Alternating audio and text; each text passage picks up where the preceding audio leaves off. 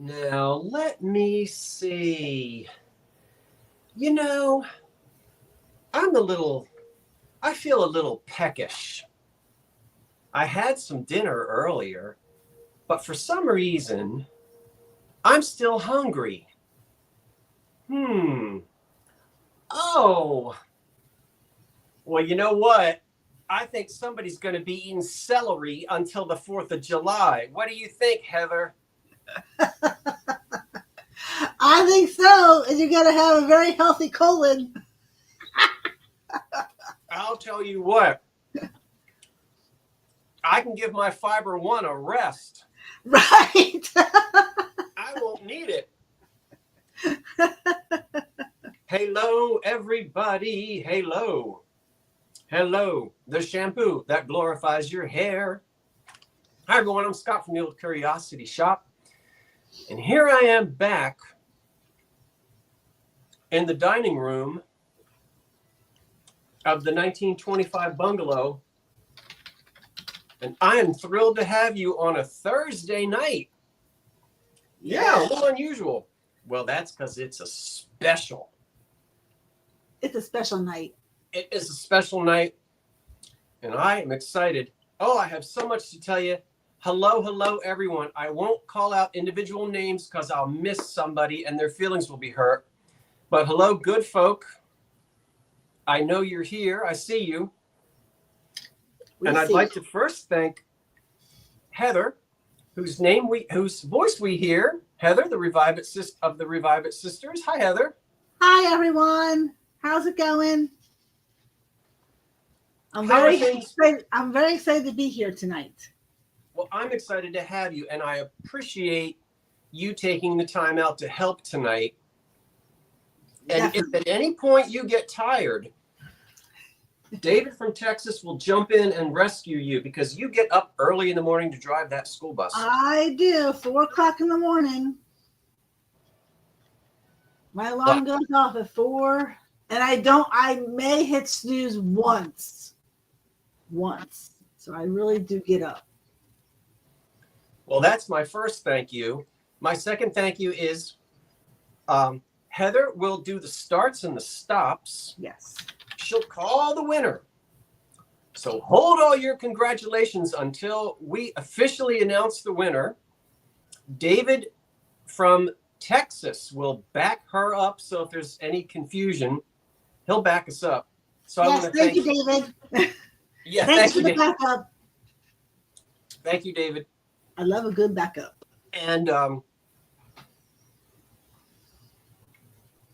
the other moderator may be at some point Jeffrey from Old Hadley Vintage, and then Karen Williams, who we have had so much fun. I could not have done this without Karen. Boy, oh boy, Karen, we've been working, haven't we? This has been an absolute joy. And you know what? One of the things that I'm a little distracted here trying to get it all together. One of the things that's been so much fun is the education, that the knowledge that Karen and I are adding to our washing machines up here. It's been delightful. Studying, and I'll tell you what, I mean studying, and Karen will tell you, you know, the internet is a great tool. And but we'll talk a little bit more later about the EAPG database, which is invaluable. And I also, Lisa, I did, and I actually wrote back to you to tell you that I did. So thank you so much, Lisa. I did leave a comment on your comment. So yes, thank you. And I left that, but I don't think you saw it because you're asking about that again. I just happened to catch that. Where was I? Oh, the amount of knowledge that we have been able to put together. Oh my goodness, it's wonderful. And listen, Karen is so excited, and I am so excited for her. I'll show you later tonight in the program she and I have been able to add to the body of knowledge.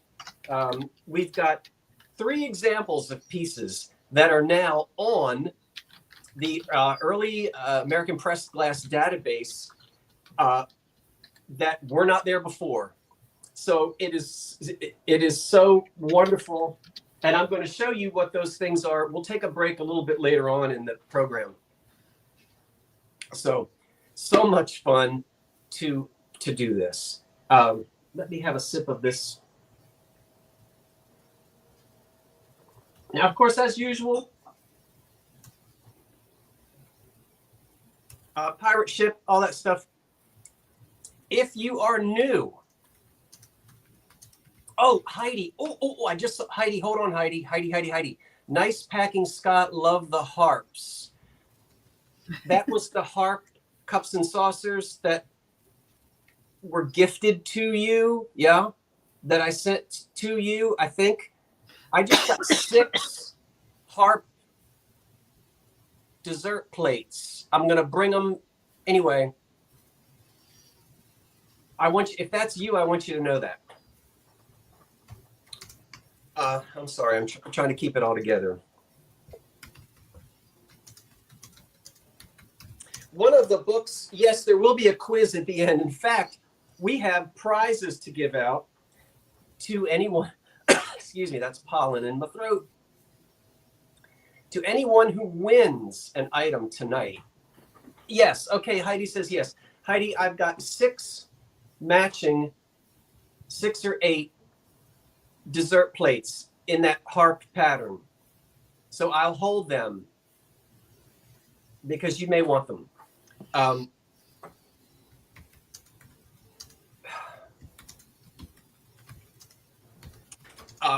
just want to show you one resource.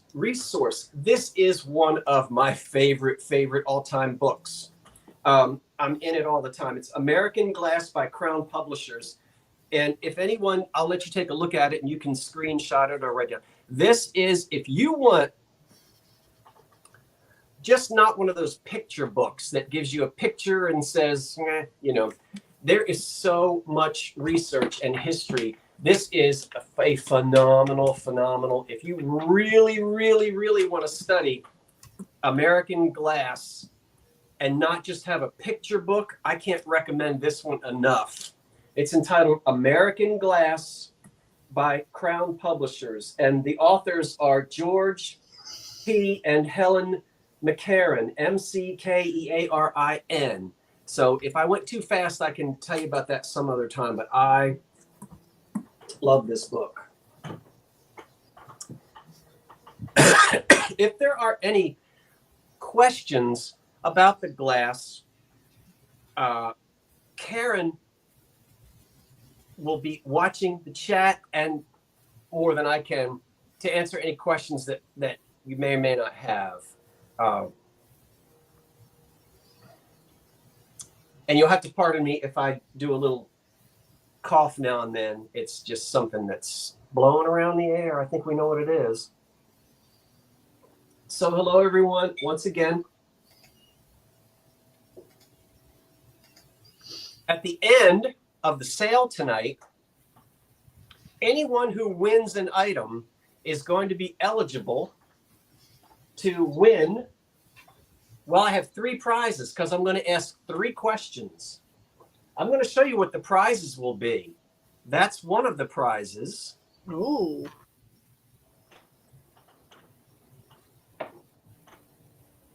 This is one of the prizes. Ah. That was introduced to the consumer market in 1885. Oh my gosh. And one of the other prizes will be this beautiful stem that was introduced to the consumer market in 1885. So those are the 3 prizes that we'll have tonight at the very end. But you have to be here at the end. And you have to have won something. Okay.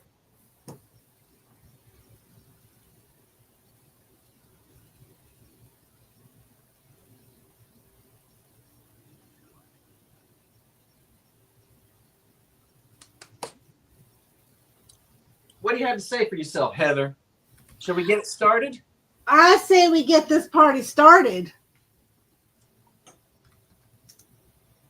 So very quickly, this is not meant to be any type of comprehensive deep dive. You can't do that at a sale. There's so much that Karen and I would love to talk about, but what we will do tonight is identify each piece of glass, the company that made it, the pattern name or the line number, the year that it was introduced to the consumer market, and the original name of that particular pattern, if it has a name. And the reason for that, hold on, I got to get rid of something. Okay. Yeah.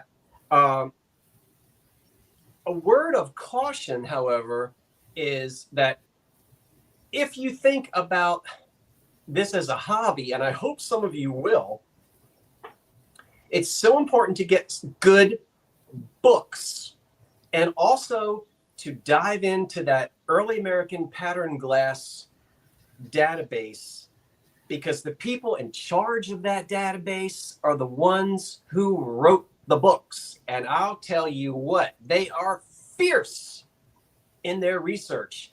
And if they don't have documentation, then they don't say it's so. And I love that, because that's right up my alley too. They don't guess. They don't say, I saw it on Pinterest. They don't say, well, somebody has it on eBay. They go back to the catalogs. And so anything that you find in that early American pattern glass database is going to be on the money. And I know Karen's eyes have turned red with studying that database, and she loved every minute of it. This has been the joy for me, is getting to know Karen, who I didn't know before this. I mean, I knew her from the chat and everything, but we'd never worked together. But she and I, over the last 2 weeks, I feel like we've been friends for 40 years. And we just sort of clicked, and we really had a great time. So collaborating on this. So round of applause, because Karen spent hours and hours, and we would go back and forth and say, oh, wait a minute. Are you sure? Are we sure? Let's look at it carefully. I don't know. Did Higby make this, or is this LG Wright from 1960? You really have to study, because remember, factories burnt down, and what happened when the factories burnt down? The molds got up and went across the street to another factory. Yeah. So there's so much. How much celery did you buy? I bought 4 big bundles of it, and there's 2 celeries up there on the china closet, and I'll be eating celery stalks. I'm not supposed to lunch while. Hey, Heather, you don't live too far. You want to come over for a celery party? Sure. You'll have enough of it. We'll do celery with cream cheese, celery with peanut butter, ants on a log, celery soup, cream of celery. Celery stalks at midnight. There you go. Okay. Let me swallow this celery, and I promise I won't be chewing celery in your ear for the rest of the night. Hold on. Tell a joke, Heather. Tell a joke. I don't know any jokes. I'm not good at the joke part of I it. should have looked up some celery jokes. Oh gosh. I don't know if there are any. I hope not. I will be invoicing tomorrow at some point. If you don't get an invoice from me by dinner time tomorrow, then write to me. If you're new, and you win something tonight, please contact me during the sale. I'll get a little notification that I got your email, and that means we are connected. I've had a few issues. It's not a problem. Sometimes it's hard to connect with new folk if they're not sure. Maybe they get the email address wrong, or they just don't get all the information. And I want you to get your items as quick as possible. And so just email me tonight if you actually win anything during the sale, and we'll have the at some point we'll have the email address in there for you. Yeah, David put it in one time. Oh, David, thank you so David much. David did put that in there. I appreciate it so much. So at this point, we're going to get ready to dive in. Let me get rid of a couple of things first. So we don't have, does it glow, does it glow, does it glow, does it glow? Most of it has not uranium in it, not lead, because EAPG doesn't have lead. And there will be cadmium in some of it. So yes, but it doesn't glow like the glass with uranium. So let's get that out of the way.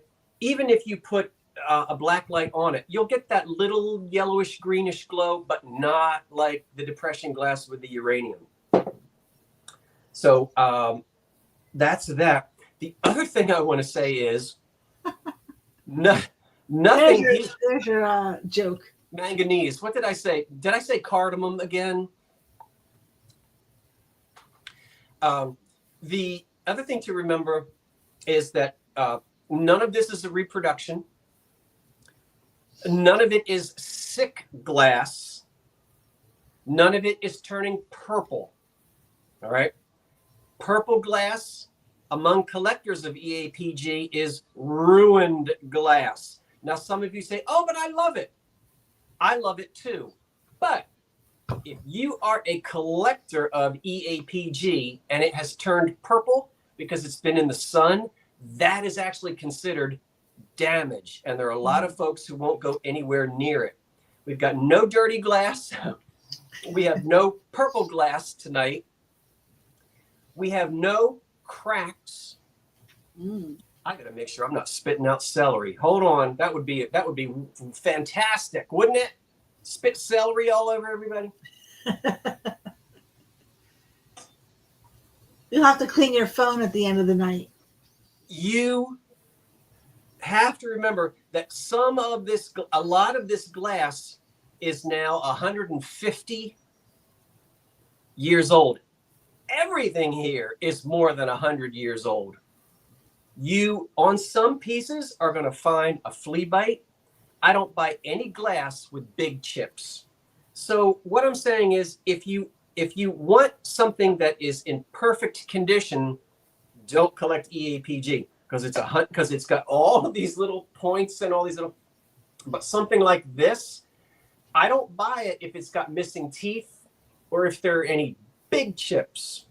Might you find a flea bite or a chip that's a little bit bigger than a flea bite, but not huge and not, deal breaker on some of it? Yes. So just throwing that out there to hopefully get things sped up a little bit. So I don't have to keep repeating it, Heather, through the whole sale.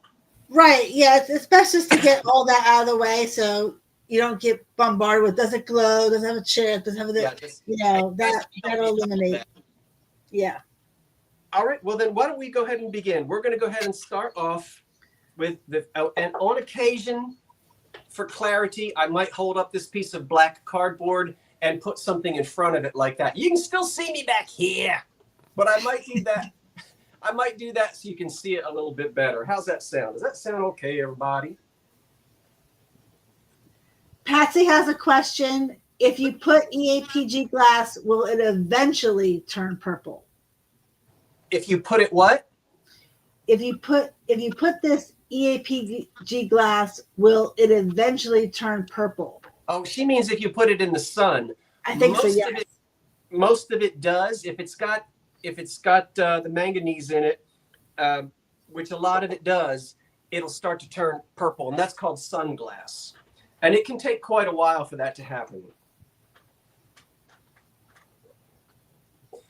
Okay. Alrighty. So, I got that covered. I answered that. So yeah, we're good. Okay, I got that, KP. Thank you. Let's begin the sale. We're going to start off with 2 toothpicks. 2 little toothpick holders. Oh, these are great. And they're a matching pair. They're going to start off at $12. $12 for the 2 little toothpicks. And these were made by the Westmoreland Specialty Company. This is pattern number 60. And the Westmoreland Company operated from 1889 to 1924. These were introduced in 1912. 1912. So you've got 2 little matching toothpicks. One for each end of the table, I guess. Look, isn't that great?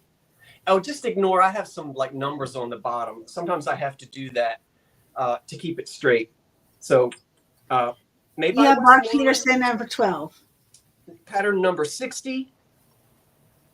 The company 1889 to 1924, and these were introduced in 1912. So we'll count the toothpicks down. The high bid right now is 12. Yes. And we will count it down. 10, 9, 8, 7, 6, 5, 4, 3, 2, 1. That's it. Karen, if you could go ahead and answer the question about the lead, I'd appreciate that. That'll speed it up, and I can continue to go here. Okay. The toothpicks. I'm so glad everyone's here tonight. Okay, your toothpicks are going to Patsy M for 24.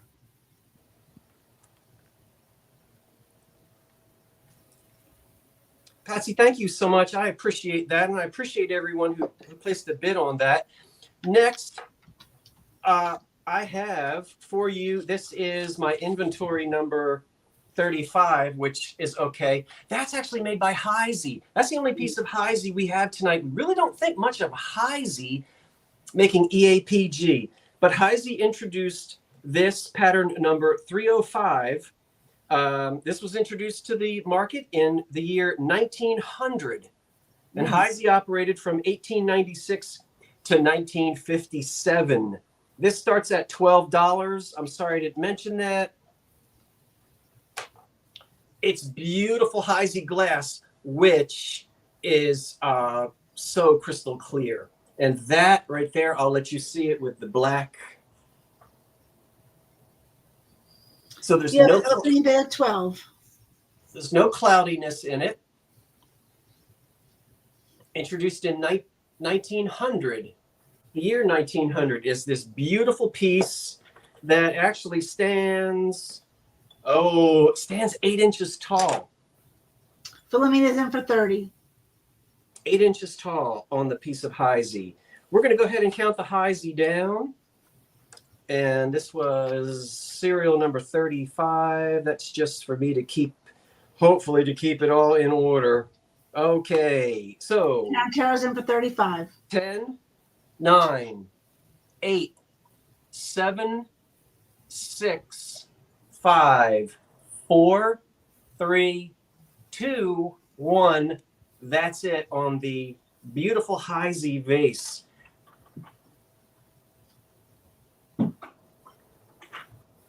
Okie doke.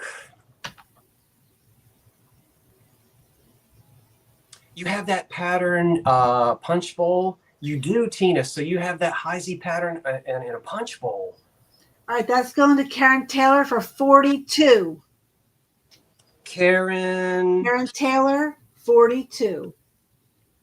Karen Taylor. Got it. And just remember, folks, we are going to take the high bid. So if you bid the high bid, that's the bid you're gonna pay. All right, next up, this starts at $19, Heather. $19. This starts at $19, and I have got a matching pair. Nice. Great. Did I say I have a matching pair? I do. So let me put one down because I have to. I'll hold them up. So is it 19 for the pair or 19 each? It's for the pair. It's $19 for the pair. For the pair. Okay. Okay. Let me change that then. Oh, yeah, I'm keeping them together. These were manufactured by the United States Glass Company. We're going to hear a lot about them. Pay attention. This is pattern number 15150. The company operated in Pittsburgh, Pennsylvania from 1891. If you're out there playing a drinking game, and I guess I shouldn't say that, if you're playing a celery game, every time you hear 1891, take a munch or a sip. You're going to hear 24. You're going to hear 1891 over and over again. These were introduced to the American market in 1914. 1914. They're beautiful. They're heavy, and as I said, it is a lovely matching pair. These would be great on the table for whatever you want to serve. Introduced Cynthia is in for 26. in 1914. Now, I'll pause for one moment and tell you that I said this is number 15150. There's also AKA, also known as. We're not doing also known as, but it is also known as Comet in the Stars. On the EAPG database, if the company that manufactured it didn't give it a name, but they only had a line number, then they use that line number. You know, later on, people come up with names, or maybe a catalog editor might come up with a name, but we're definitely going with the names that are on the EAPG website. So we'll count these down. In for 36. You get both of them. 10, 9, 8, 7. You get both of them. 6, 5, 4, 3, 2, 1. That's it. I don't have too many matching sets of anything, but that happens to be one. And it's always fun to get matching sets of things, isn't it? Okay, that's going to Rhonda Gentry for 36.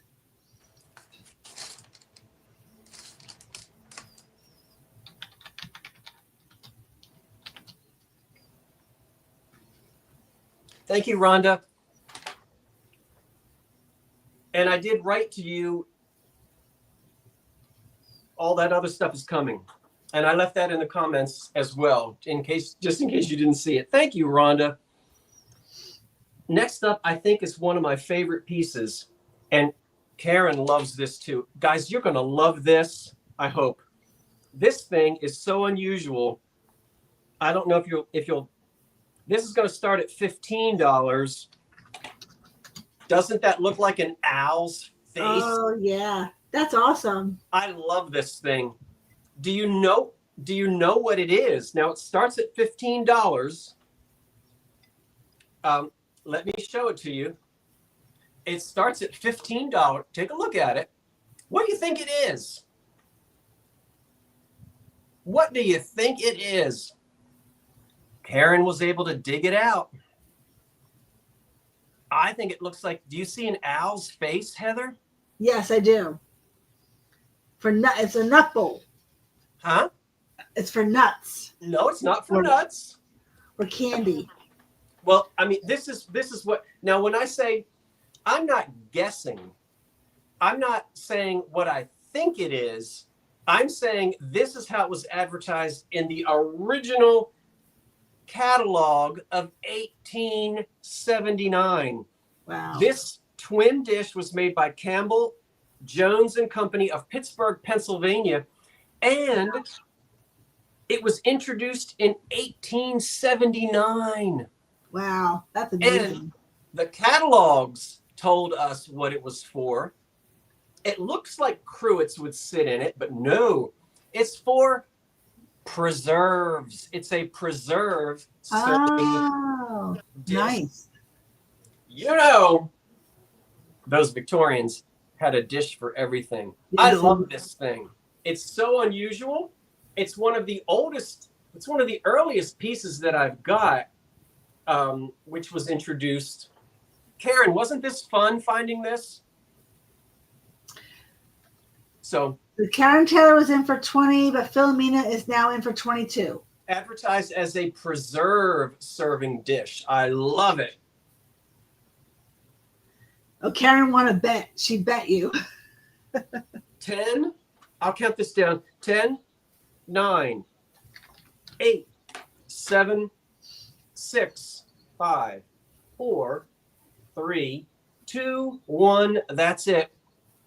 Introduced in 1876 by the Campbell. Oh, by the way, I forgot to tell you. Everyone who wins a piece of glass, you will get the documentation with it. I'm including this. So here are little sheets I printed out. You see that? Ignore my little inventory number. But you'll get this slip of paper that tells you who made it, what it was called, when it was introduced. Because sometimes you might like to give a piece as a gift. And it's very classy to be able to give a piece of glass to someone and then to be able to, write in a card exactly what it is. I think it's classy to do that. Yeah, that's a very nice touch. So you'll get that. This awesome piece is going to Cheryl Miller for $40. Okay, I'm going to miss Cheryl Miller. at 40. 40, yes. Is Cheryl with an S or a C? C. Cheryl Miller. Cheryl, thank you. Miller. Cheryl Miller, thank you. You just got one of the most unusual pieces. And yes, that is real celery in celery vases. We're going to take a look at that a little closer in a minute. But that is celery in a celery vase. One of them I'm gifting to Patsy McCarthy. I think it's that one because she gifted a celery to Karen Williams. And to thank Patsy, I'm gifting a celery to her. Oh, that's nice. I think and she's already picked out the one that she wants. So, okay, next up, this is a teachable moment. Wow, this thing is gorgeous, and it starts at $19. Take a look at how pretty and how that just sparkles. Wow.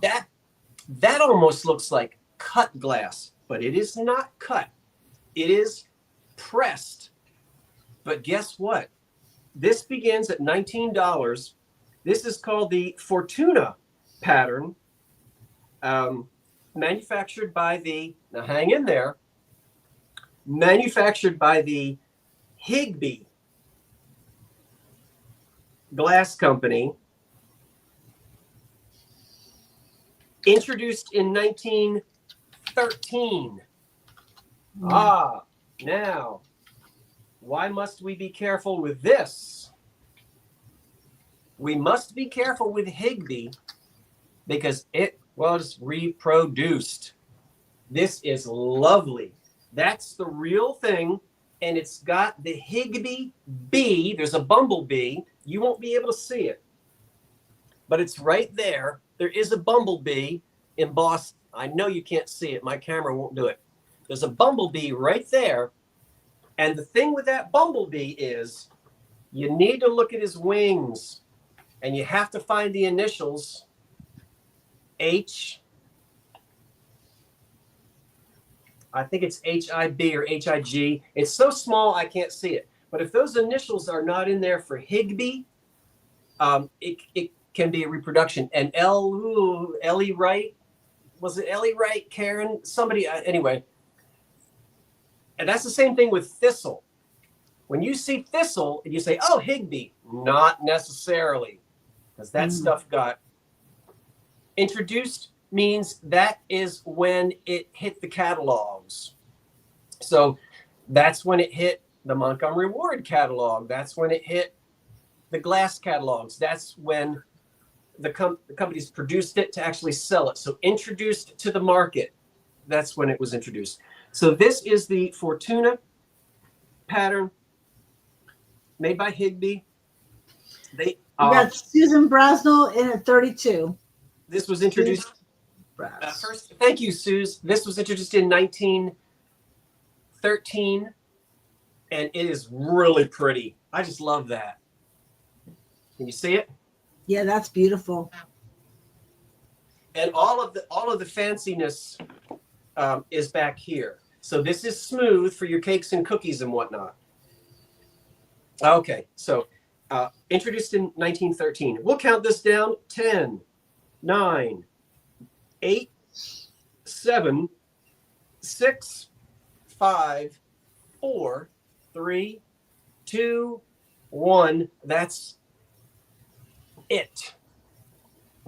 And I want to thank the 384 people that we have here tonight. I'm delighted that you're here tonight. Delighted. I really am. Sorry to lean over onto the floor like that. All right, that is going to Kathleen Walker for 37. It's Kathleen with a K? Yes, Kathleen Walker, 37. Thank you, Kathleen. And let me say this.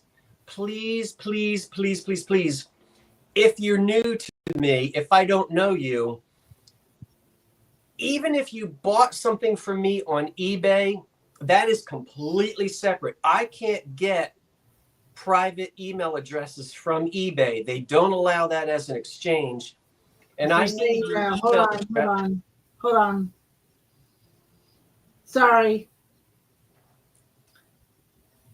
Wait, let's let David and Karen, please, everyone. I appreciate everyone wanting to help. But if there is a problem, if you'll let Karen, David, or Jeffrey jump in there, that kind of just helps. So thank you, everyone. And I know you're looking out for us, and I appreciate it. I do. I'm not ungrateful about that, but I really have to let the moderators do it. While they're looking that up. Yeah, I'm just looking for one of them to confirm. Okay, Karen says, Melody, Southern Buckeye. Sorry, Melody, I missed that. Is at 57. Is Southern Buckeye at 57? Yes. I'm sorry, Melody. Yeah. And did my moderators back that up? Okay, I see. Great. Yes, Karen backed it up. Yeah. Okay, so it was Southern.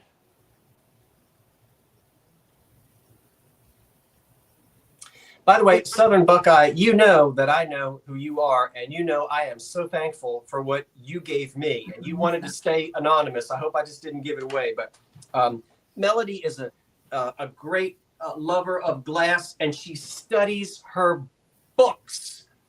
And I hope one day, Melody, I'll have someone that I can pass books on to who loves glass as much as you do. Don't think that because I'm not selling any American Brilliant, please do not think that went unnoticed. I'm very grateful for that. Yeah, sorry I missed that one. I don't know how I missed that one. No, please don't be sorry. You're great. And it is so hard, and we've worked all day, and you want to lie down. So no, I'm good. You are in good shape. But the only other thing I do want to say is, again, make sure no matter what you write to me and use my email. I've had some folks who never contacted me because they think I know them through eBay. But the only way to send an invoice is with a private email address. You can't get that from eBay. That's protected. Okay, so that's straight. I hope.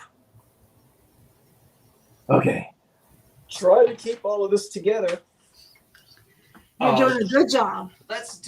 Well, thank you. Let's jump into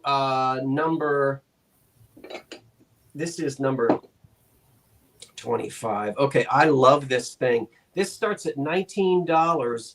Now, this I will point out because there are so many little sawtooth pieces. This I'm sorry, you said 19?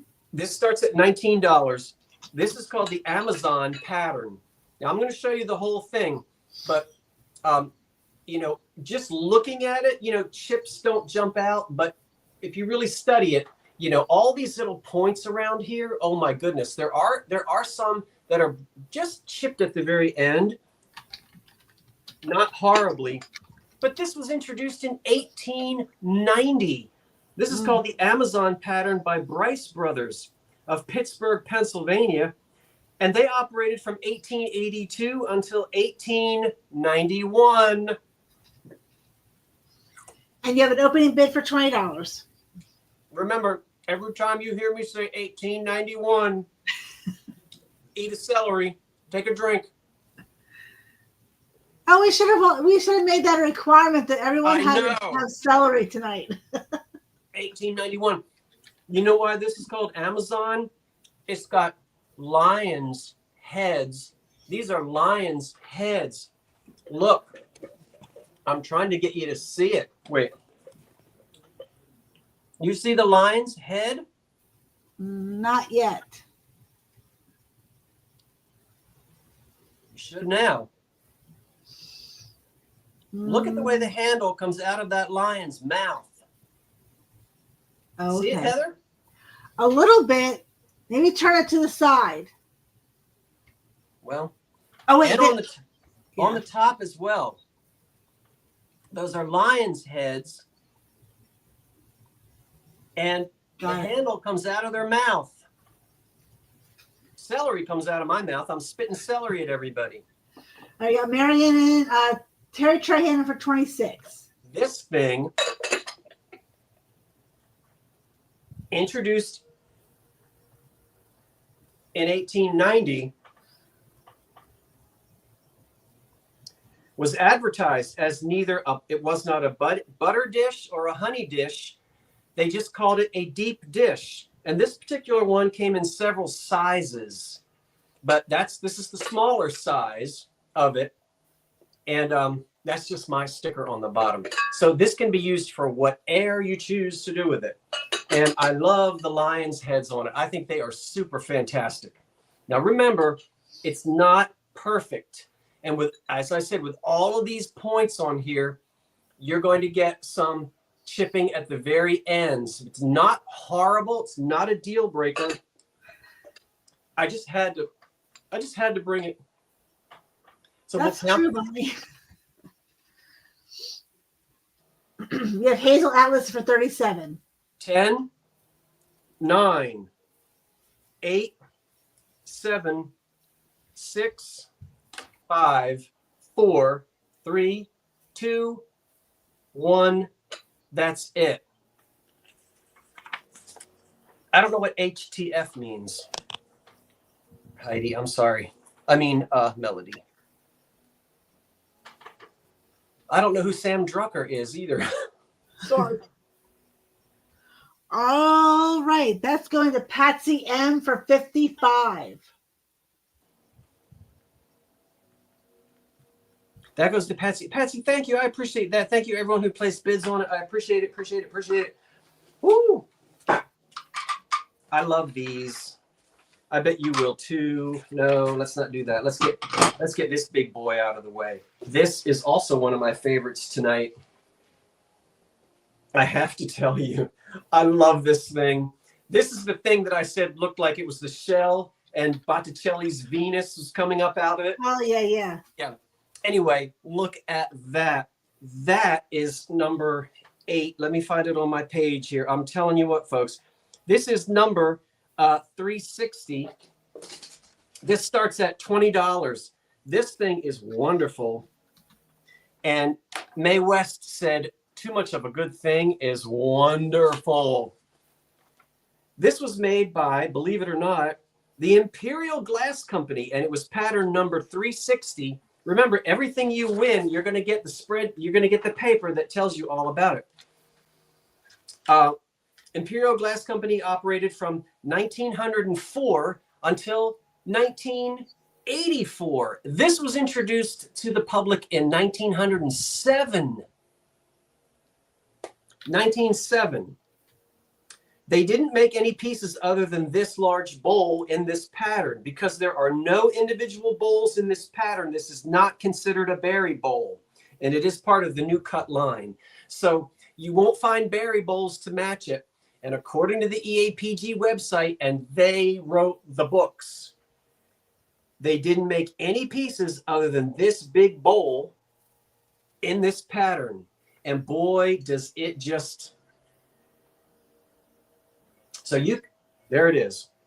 Imperial Glass Company introduced in 1907, and from side to side, it's almost 13 inches.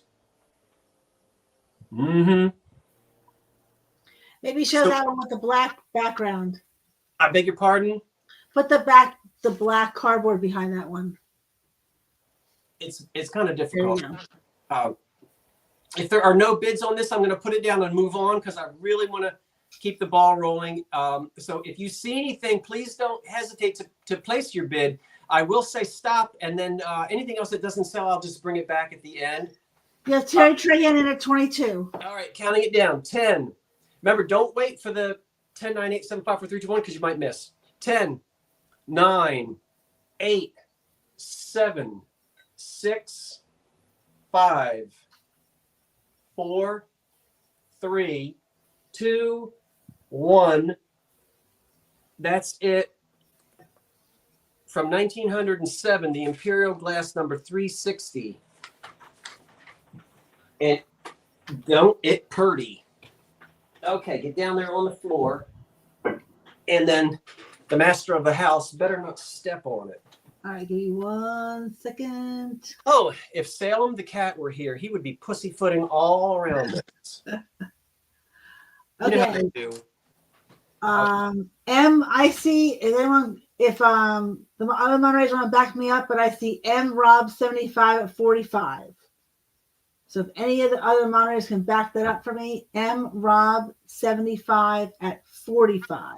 I think you might be right, Heather, but we will let our moderators say yes or no. So it looks like it's Mr. Rob. Yes, Karen says yes. Thank you, Karen. Thank you, Mr. Rob. I hope you're doing well. I appreciate it. It's nice to see you. Nice to see you. Nice to see you. At 45. Why don't we try this? I think it's tough. Oh, I love this. Love it, love it, love it, love it, love it. This for my inventory. And if Karen is watching out, this is number 14. Karen, this is called the Sunbeam pattern. This starts at $12. This is beautiful. I love this thing. It starts at $12, and the Sunbeam pattern, this was made by McKee Brothers of Pittsburgh, and then later on Jeanette. This was introduced to the American market in 1894, and it's called Sunbeam. Introduced in 1898. This is a long serving dish. Celery when it's not in a celery. But the clarity of this glass is wonderful. It almost has the clarity of cut. But again, this is pressed. Yep, McKee. Now, you have to remember also, sometimes companies started out like McKee. Somebody dies, they get sucked up by United States Glass in 1891. Then it all gets broken up. Then they take their name back again. Glass is fascinating. McKee, introduced in 1898. Pattern is called Sunbeam. Counting it down, 10. No, this is pretty. 10, 9, 8, 7, 6, 5, 4, 3, 2, 1. That's it. Can you imagine the days of gaslight, candlelight, those old, dark, heavily draped and carpeted Victorian homes, dark, oppressive. I love it. This stuff just lit up the dining room tables. And that's one of the reasons why it was so popular for so long. All right, that's going to Lisa Cooper for 27. Lisa? Lisa, Leesa Cooper, 27. Thank you, Lisa. I appreciate that. That was very kind of you to come in and bid on that. Look at Thank you, this. Justin. Number 62 on my inventory list. Let me find it. This is pattern number 28. I love these. Okay, I've only got two. These begin at $8 each. So we're going to sell them together. So that would be $16. We're going to start at $16 The set. These are old. This is one of the oldest patterns that I've got. And I've got two stems. Now, we won't quibble over what was served out of this. You got to remember that wine glasses back then were a lot smaller than wine glasses today. And they made stems for everything. You already know that. So I'm just going to tell you that these stand 6 inches tall. I've got two of them. These were introduced in 1871. 1871. These were made by Doyle and Company, Pittsburgh, Pennsylvania. The company operated from 1868 until 1891. Are you ready for me to tell you what happened in 1891? I keep teasing you with 1891. This is also known as stippled grape and festoon. And the reason for that is it's got stippling, it's got grapes, and it's got festoons. Uh-huh. How about that? Karen Taylor's in for 16. Can you see it? Yes. Randy Tompkins for 17. What happened in 1891? The United States Glass Company was formed in 1891, and there's another piece of paper. What did I do? Anyway, 17 glass companies across several states all came under the umbrella of the United States Glass Company. And when that happened, oh, here it is, under here. They did open up 2 new factories, but they named their factories A, B, C, D, E, F, G. And so whenever you hear that a company ceased operation in 1891, it either burnt down in 1891 or it got sucked up by United States Glass. And it probably got sucked up by the United States Glass because they took over 17 different glass factories, and two new glass factories were built that same year, 1891. So Doyle ceases in 1891 because it becomes part of the trust, United States Glass. Okay, so I wanted to get that information to you. If you love this, you can see more and read more on the Early American Pattern Glass website.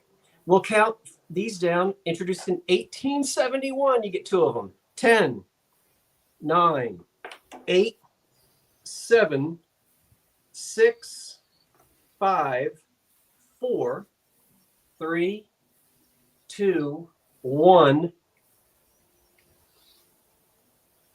That's it.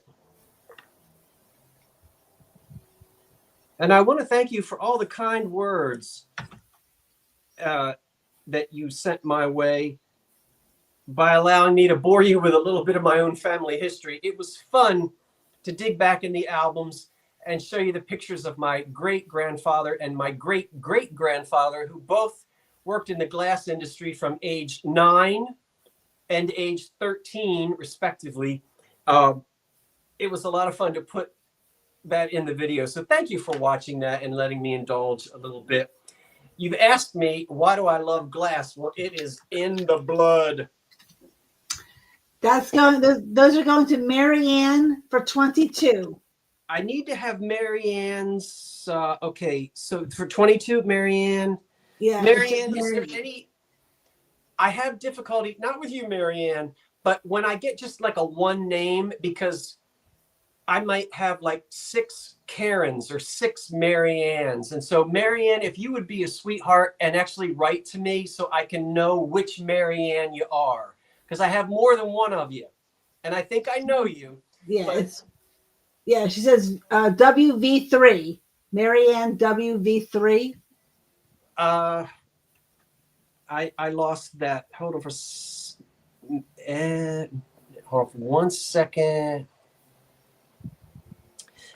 WD40. I'm sorry. What? WV as in Victor 3. What does that mean? That's what she said. She goes, yes, it's really Marianne W as in Wash, V as in Victor, and then the number 3. Okay. So in order, what I have to do to contact each one of you is I have to go back and I have to search through my inbox, through my received emails. So I will search for Marianne WV3. Marianne, if there's anything, if you don't hear from me by dinner time tomorrow night, just write to me. It means that I got you mixed up with another Marianne. I hope you guys understand. That's just kind of, thank you, dear. I appreciate it. You know how it is, Heather. Sometimes. Yes. Great. Thank you so much, Marianne. And thank you for showing interest in that. I appreciate it. And I think Karen and Jeffrey say they have her info, so I guess they know which one she is. It's about time we do a celery, don't you think? Oh, yeah. Yes. Okay. This celery nut right here is celery number 3. That's just for my knowledge. Celery number 3. This is going to start at $20. This particular celery is beautiful, crystal clear. A lot of celeries end up being cloudy. Why? Because water sat in them for days and days and days and year after year after year, and they will cloud up just like a vase.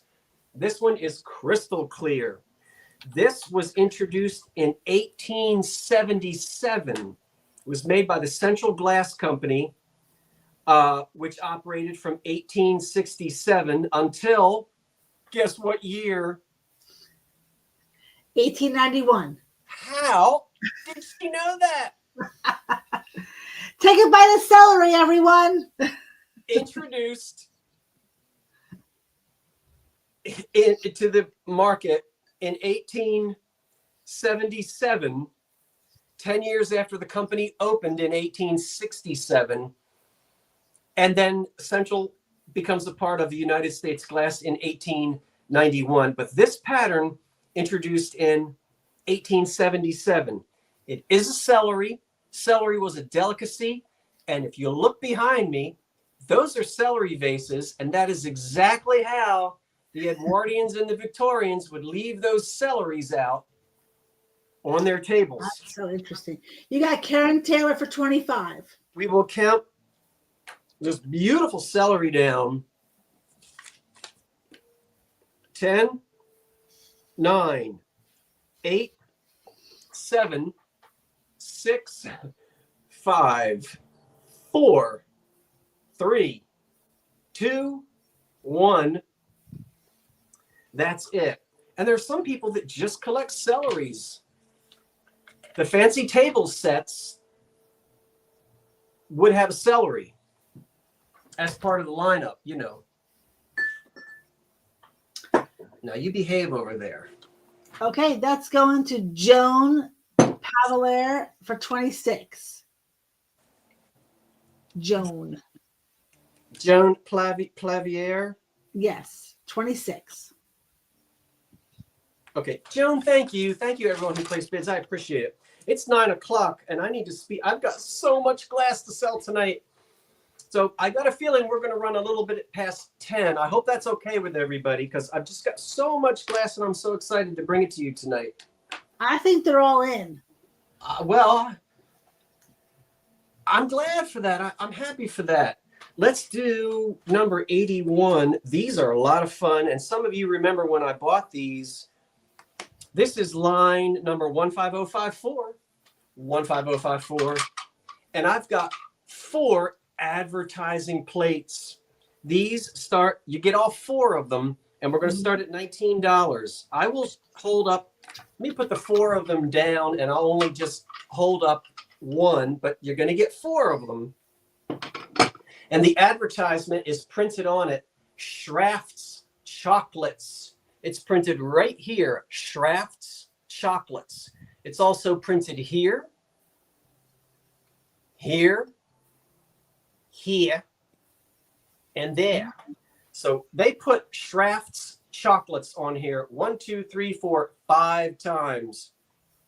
This was manufactured by the United States Glass Company, pattern number 15054. Also known as Massachusetts, because U.S. Glass named a pattern for every state. That's the Massachusetts pattern. Yeah, Karen Taylor for 40. And United States Glass Company operated from 1891 until 1962. And I'm going to ask you at the end, one of our trivia questions has to do with what happened at the very end in 1962. But we're going to go all the way back to 1891. Now, these were introduced to the public in 1898. And a company like Schrafft's Chocolates, chocolatiers, could contact U.S. Glass and say, we need some ice cream dishes. We want to give these out in our store. You know, maybe you bought so much and you got to, you know how they did back then. 4 matching. And they all have the Schrafft's chocolate on them. And once again, made by the United States Glass Company with,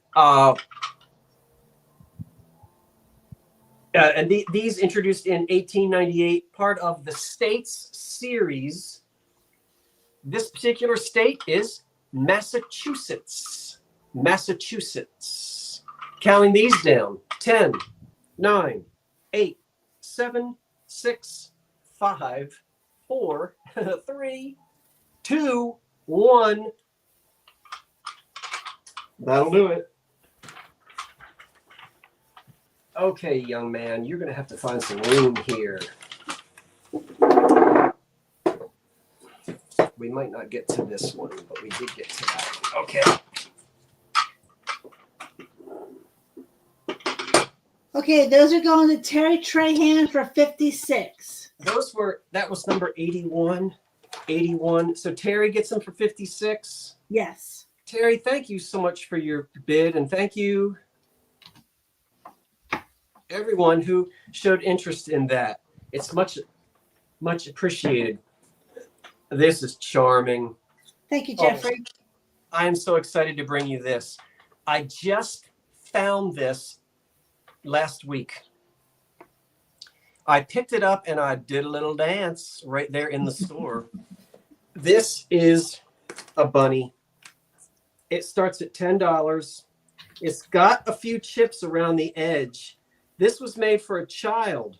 It's got the ABCs on it, and there's something really cool about this. Oh, it's a bunny. You see the bunny? Mm-hmm. Okay, this starts at 10. It's a child's dish. This ABC plate was made by the Crystal Glass Company of Pittsburgh, Pennsylvania. They operated from 1869 until 1890. This little plate was introduced to the American market, consumer market, in 1879. That is adorable. Now, there were 4 patterns originally when this came out. There were 4 patterns. And you can collect all 4 if you can find them. They featured and these were made for children. One of them has a figure of a lion, one has a stork, one has a running rabbit, and one has a rabbit at rest.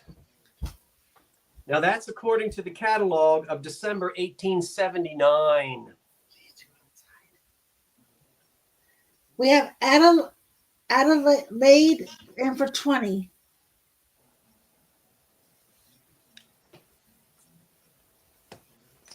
This one features the running rabbit. So if you'd like, you can find the one with the stork, the lion, and the lion at rest. The funny thing that Karen and I had a good time with is the ABCs are around the outside. So while the child is sitting there eating, they get to learn their alphabet. You know what's funny about this is it goes A, B, C, D, E, F, G, H, I, J, K, L, M, N, O, P, Q, R, S, T, U, V, W, X, Y, Z, and wait, you saying, Scott, I don't get it. You know how we sing W, X, Y, and Z? Well, Karen and I were talking, this is not a misprint, but on the plate, when we get to W, X, Y, there's the and, but it does not come between the Y and the Z the way we sing it. And Karen and I were wondering, when did the ABC song get written? Maybe the Victorians didn't sing it and didn't put W, X, Y, and Z. But the funny thing is, the and comes between the Z and the A. So, Isn't that fun? That is fun. It's fun. Just something that we talked about, that we had a good time talking about. We'll count this cute little plate down. 10, 9, 8, 7, 6, 5, 4, 3, 2, 1. That's it. Now, if anybody has documentation, I would love to see that, because we're only guessing about the A, B, C, D, E, F, G, and how come that and comes in between. It's just funny that they did it that way. I don't know when they started singing it. That's going to Jenny Mac for 30. Oh, I got something in my eyeball.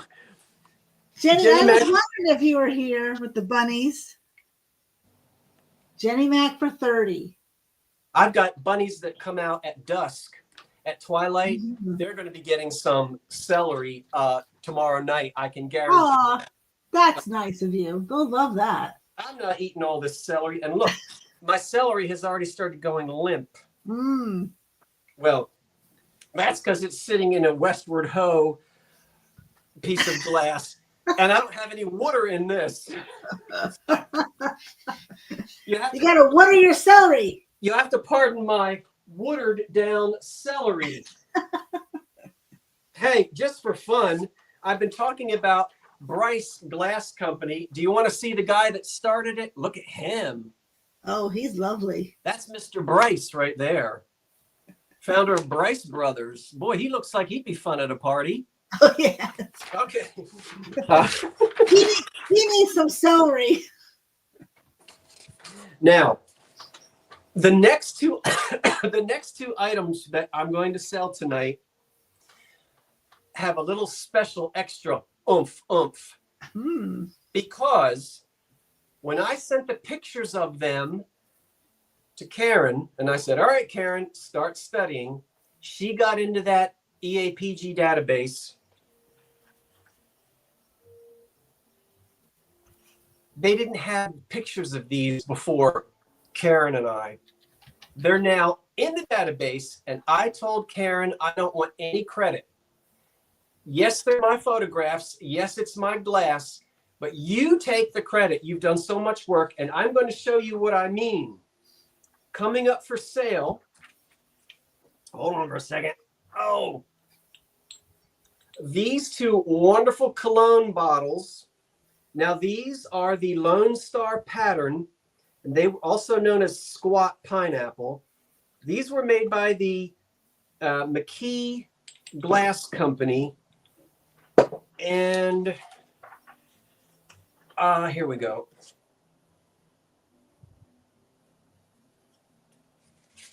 Yeah, Lone Star. This is number 28. Bear with me just a moment, everybody. It really is a lot to try to keep all this straight. Okay, these are the Lone Star pattern by McKee Brothers, Pittsburgh, Pennsylvania. This was introduced in 1898. 1898. Yeah, you're going to get both of them. Did I give you the starting bid? I am so sorry. That's okay. I didn't give it to you? No. Okay, it's 20. You can jump in and shout at me anytime you Sorry, want. I was waiting for a pause. These are the original stoppers. Nice. Okay, from 18. You know how many stoppers, original stoppers, stick with it? You get two that match.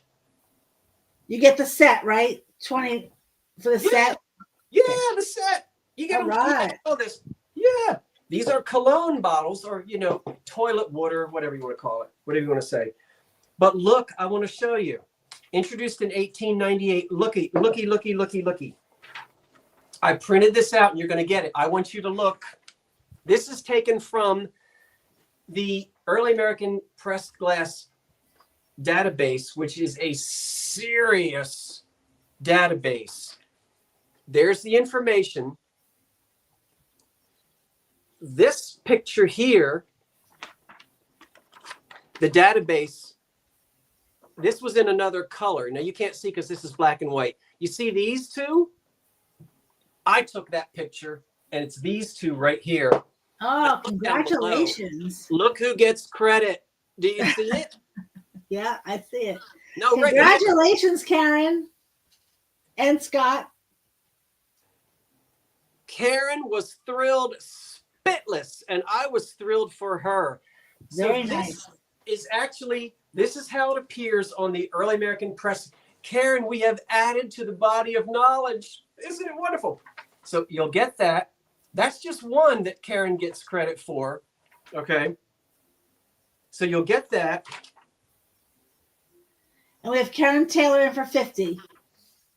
And of course, you will get the two wonderful toilet water cologne, right, for the bathroom with their original stoppers. I am so thrilled. Let's count them down. 10, 9, 8, 7, 6, 5, 4, 3, 2, 1.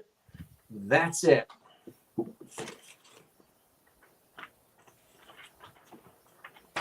That was so much fun to see those winding up in the database with the pictures that I took and with Karen's name, credit. I love it. I'm so happy. Okay, I'm gonna refresh this one. I'm gonna need second eyes on this one, please.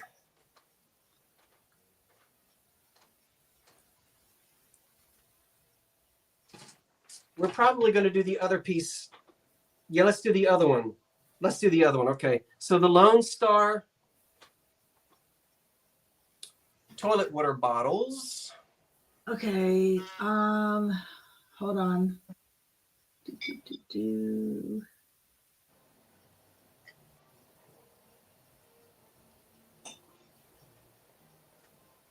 All right. I think I see Karen Taylor at 90.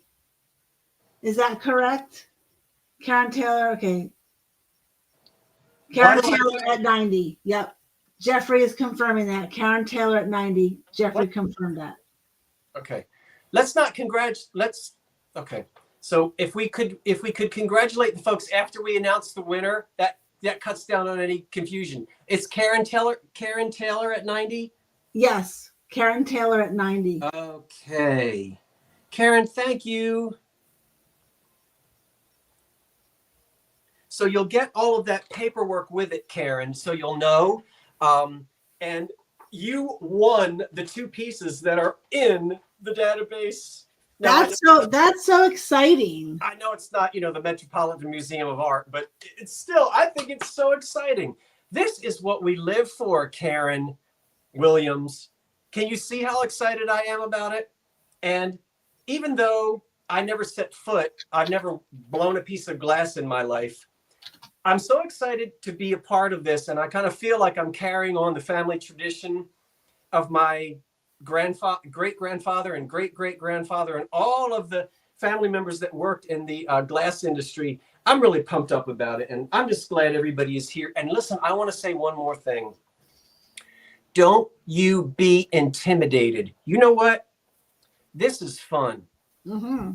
And if you ever feel like, gee, you know, my husband or my wife passed away, my kids are gone, and I need a hobby, go and get yourself a little glass book, get onto that EAPG website, and go out there and start digging around in those thrift stores. You are going to find some beautiful glass. Will never be made like this again in the United States. Don't buy stuff off of some online whatever and have it shipped from some country. Get this good old American glass that my great-grandfather and great-great-grandfather and some of your ancestors were a part of manufacturing. It's so much fun.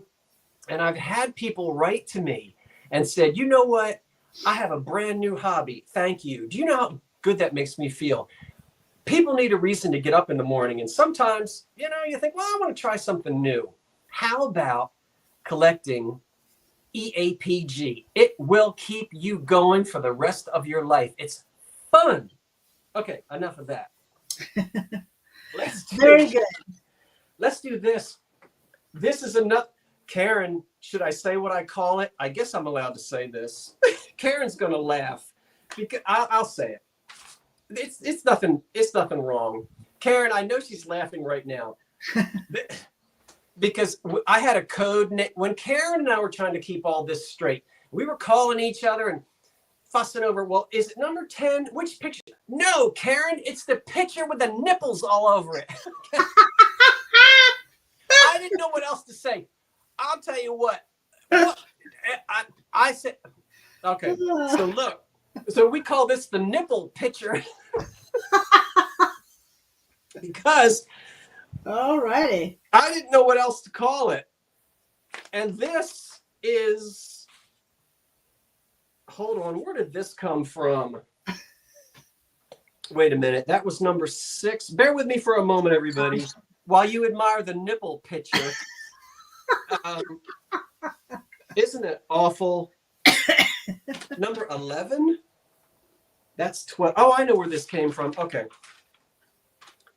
This is number 12. Hold on. What? No, it's like Madonna. It's like Madonna's outfit. I know. That's what Jeffrey says, like Madonna. This is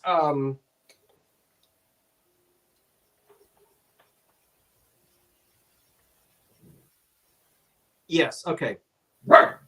Number 12. This beauty starts at $20. $20. Man, this is hot to try. This is by Dalzell Gilmore and Lighten Glass Company. This was introduced to the American market in 1894. This is pattern number 57D, as in donkey. It is a pitcher, a big, heavy pitcher.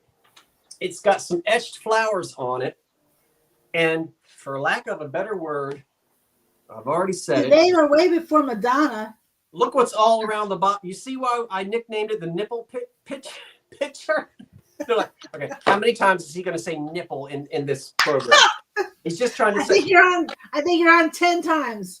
Just like a kid, you know, who wants to say a naughty word in the back seat of the station wagon before your grandmother has had enough and she swats at you. And Randy says, "Is it a milk pitcher? Get it, milk nipples." But look.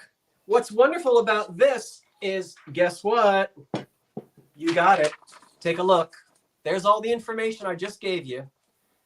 That's the picture that I took of Very this. nice. Very nice. Guess who gets credit for it?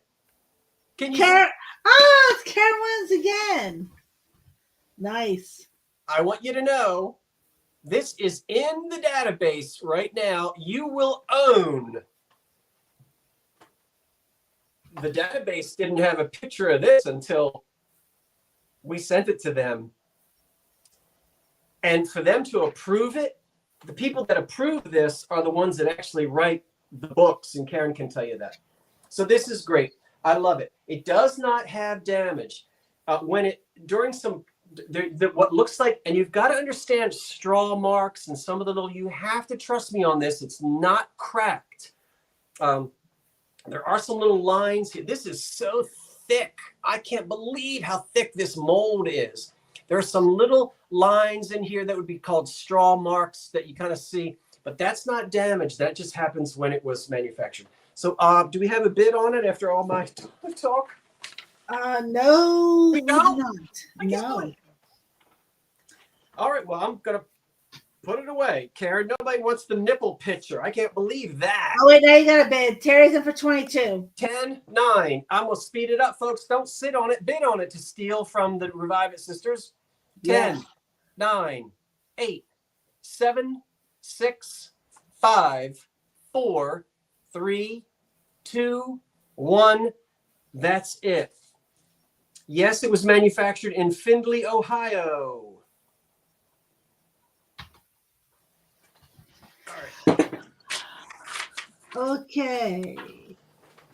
Ooh. All right, I'm going to refresh real quick. Okay, and that was what, number 12 or 21? It was number 12. Okay. Number 12, yeah.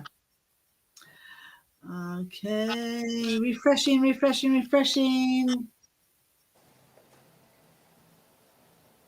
Live chat.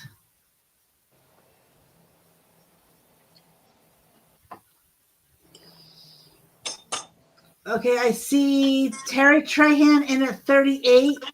Thank you, Jeffrey, for confirming that. Terry Trahan at 38. Okay, just a moment. Okay.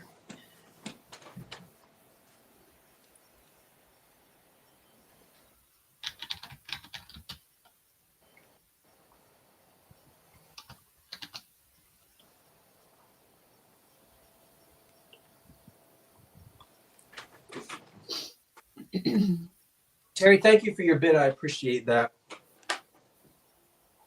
Thank you so much. Number 27. We're going to start out.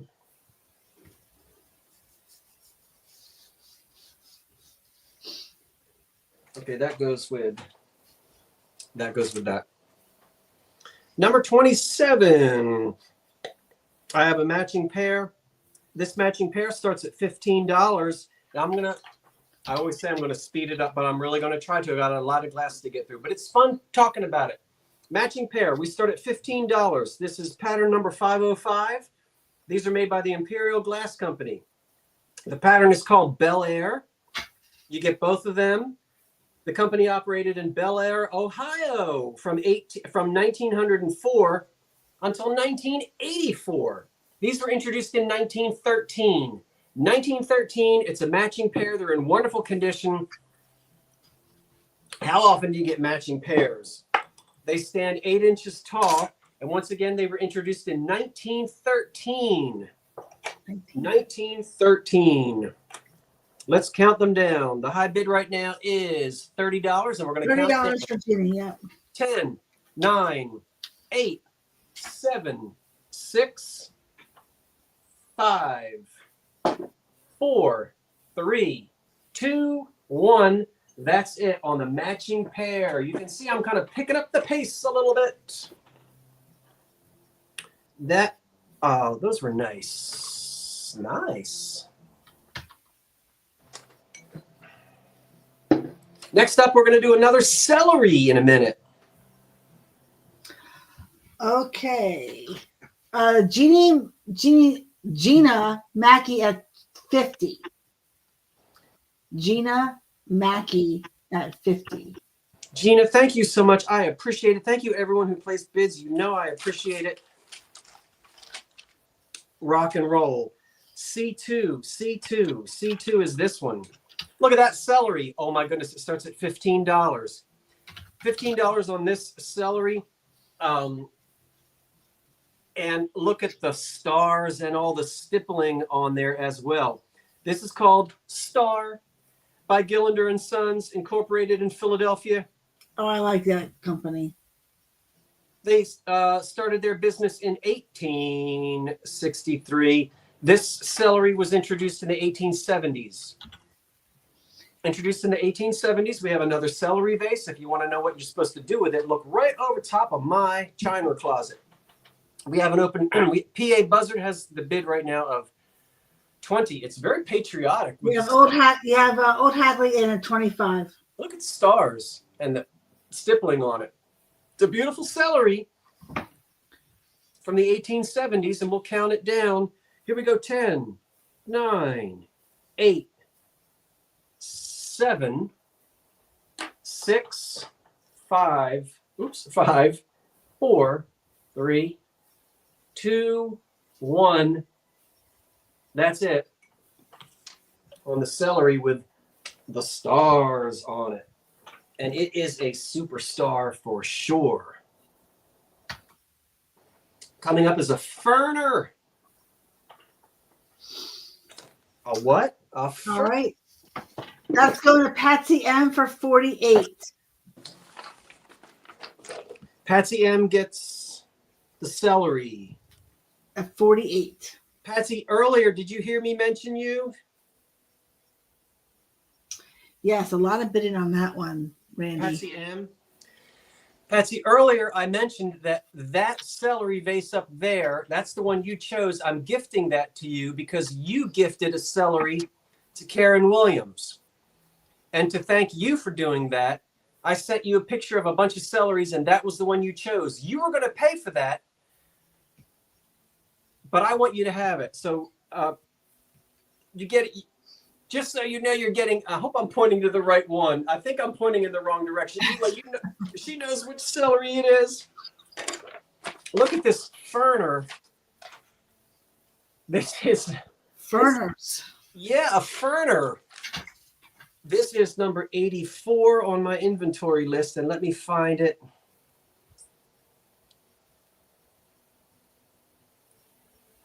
Well,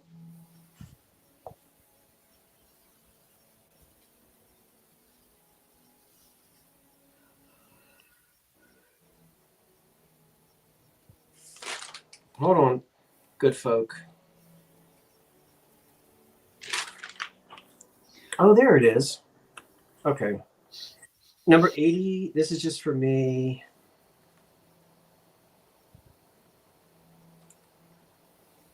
Okay, this ferner. Karen said 44. I'm sorry? Karen Williams just said 44. Is that your start? 44? No. No. I have it. It has its own number that's different. Anyway, it's the new cut one that we did today, Karen. So this is a ferner. This is made by the Imperial Glass Company, pattern number 587 by the Imperial Glass Company. They operated from 1904 until 1984. This was introduced to the American market in 1915. What's your start? It starts at 20. I'm sorry, it starts at 18. 18. Starts at 18. 18. Thank you, Karen. This starts at 18, and this is part of the new cut line. Now we're going to show you some old advertisements on this. It starts at $18, made by Imperial. You got KP in at 21. And I'd like to show you a copy of the Pottery, Glass, and Brass Salesman's Catalog of March 1915. And this ferner right here is in this advertisement. Let's take a look at it. But that's the actual glass ferner. Let's take a look at the advertisement. There it is. That is from the 1915 catalog. Tells you all about it. See, Imperial Glass, new cut. You see where it says new cut right there? Mm-hmm. That's embossed inside the bowl. And I've shown you that before when we've gone thrifting together. So there was new cut, press cut, deep cut, near cut, art cut. I think I got all 5 of them. But with this company, it was called New Cut. And yes, there's the metal liner. This was for ferns. Oh, they had a metal liner. See it? Oh. So that bowl is that one, that ferner. And there's the metal bowl, and you can see pictures of it. And look, I've got another advertisement. Now, where did these come from? These all come from the EAPG database. You know why I love this? You can't argue with a primary source. There it is, right? Okay, so you're going to get this documentation from 1915. There's the bowl. See it? Same thing. That's the one. We will count the ferner down. We got Cheryl in at 40. Let me get this out of the way. This is nice. This is nice. I've never found one where I've been able to actually have the metal insert. I imagine that they have survived somewhere, but I don't know. I haven't been able to find one. Counting down the ferner: 10, 9, 8, 7, 6, 5, 4, 3, 2, 1. That's it. I don't know if all of the ferners had a liner, but I would expect so, because you're putting dirt and water and a plant in it. So it really makes sense that they came with liners. Maybe Karen knows the answer to that. I always wondered that if they just put it right in with the glass. But it makes sense. It has a liner. Yeah. From the advertisement. All right, that's going to Jenny Mack for 56. Thank you, Jenny. And thank you, everyone who placed bids on that. Again, I appreciate it. Let's use a dog dish for a liner. Huh? Brenda says use a dog dish for a liner because they're probably about the same size. Yeah, I suspect they could be. Thank you, Jeffrey, for the backup. I am thrilled to bring this to you. This thing is a delight. Oh, I am delighted to bring this. Let's talk about it. Give me a minute to catch my breath here. Thank you, everyone. You're being so patient with me tonight, and I really appreciate it. Trying to keep all of this straight. I'll tell you what, it has been the delight getting to work with Karen and to know Karen. I feel like Karen and I have known each other for 100 years now. This collaboration has been the actual joy of the last 2 weeks. I hope Karen feels the same way. She might not talk to me. She might not want to talk to me for a week after this. This is, for my own purposes, this is number 16. It's pattern number 83. This starts at $20. This thing was made by Campbell & Jones Company. This is pattern number 83. The original manufacturer called it Diamond. Yeah. They operated in Pittsburgh from 1865 until 1886. This was introduced to the market in 1883. So in 1883, this went on the market.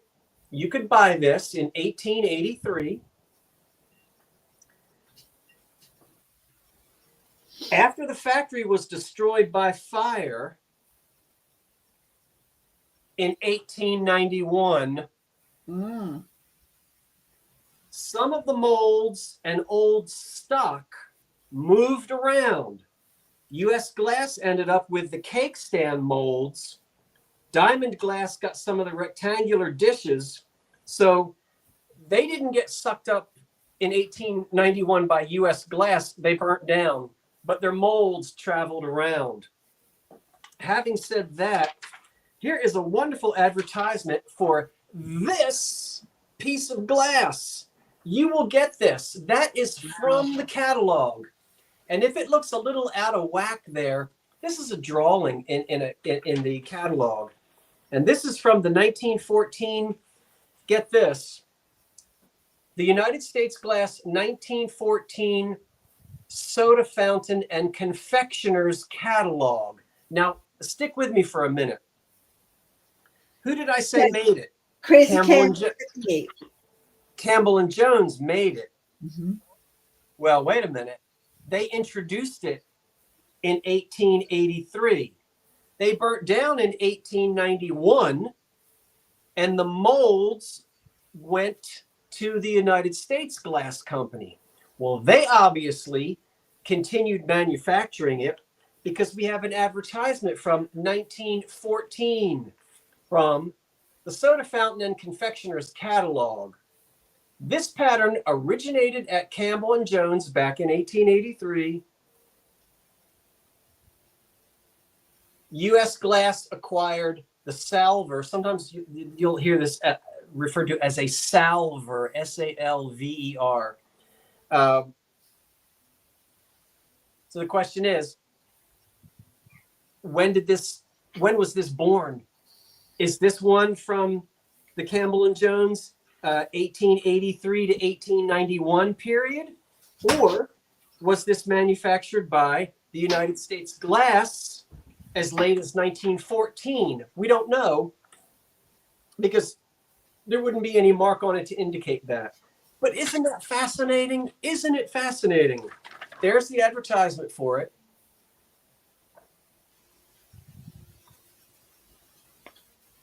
Yep.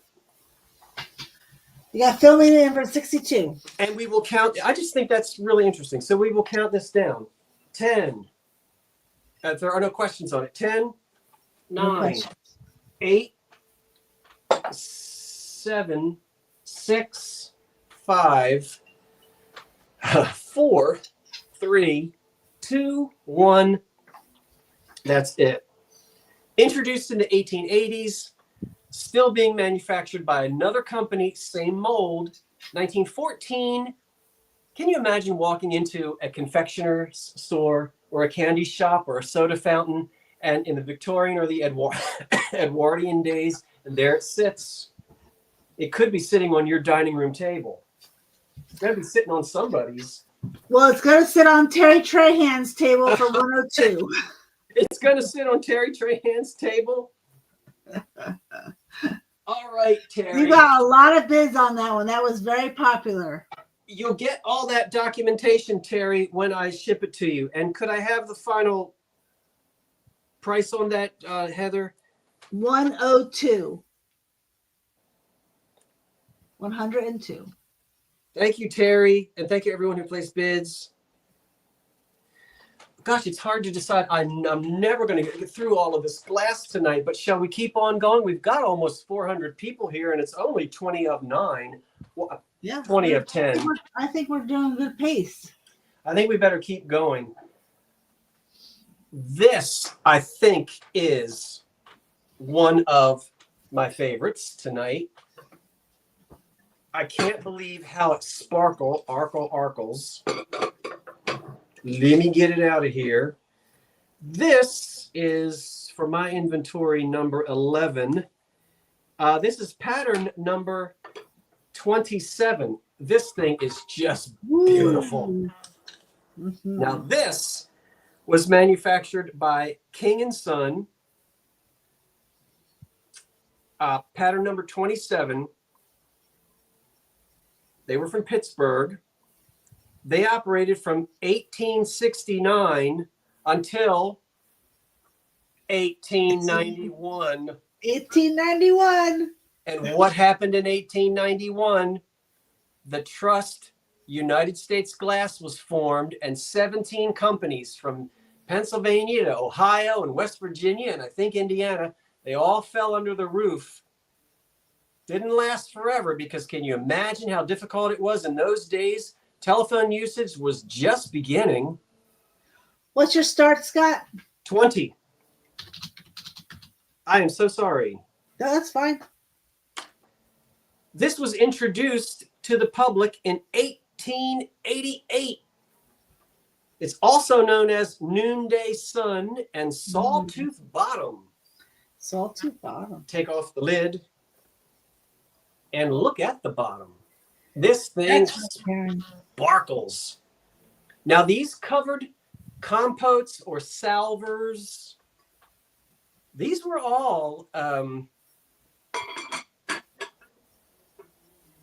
meant for various things on the table.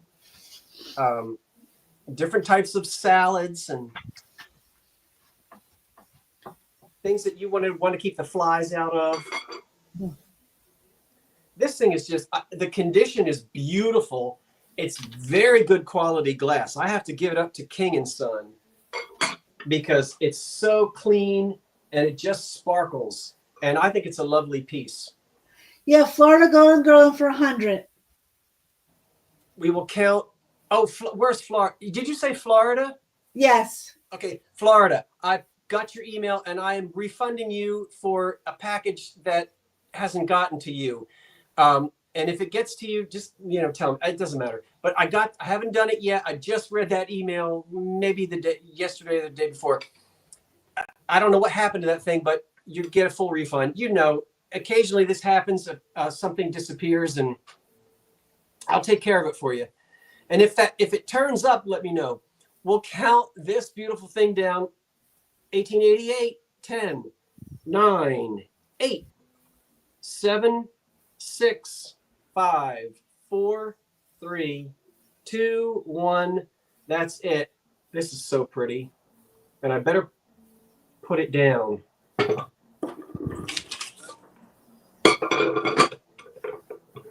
I was delighted when I found that. That was number 11. Okay. All right, you got Florida Golden Girl in for 120. 120.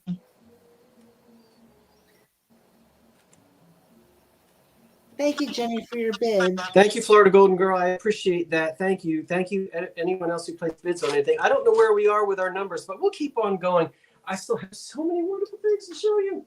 And don't forget, we're going to have prizes for anyone who won anything. As we get to the very end, we have some prizes. Oh, I have to do this. Come here to me. This was fun.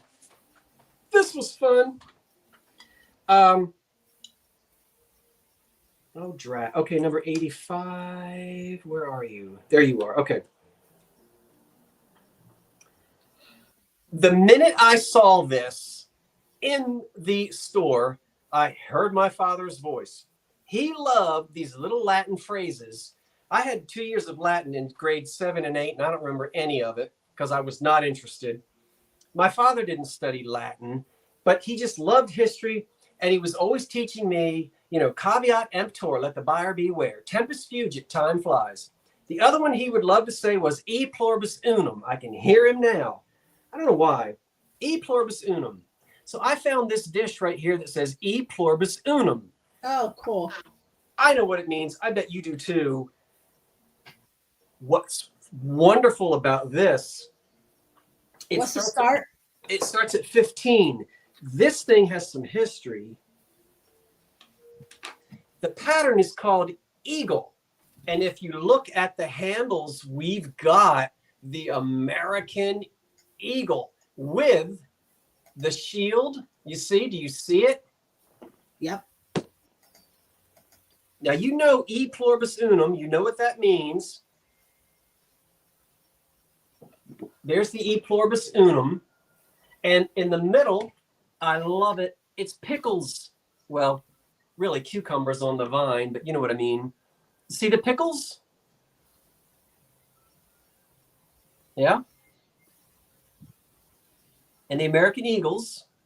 Now, when I saw this, I said, you know what? I wonder if that was introduced in 1876.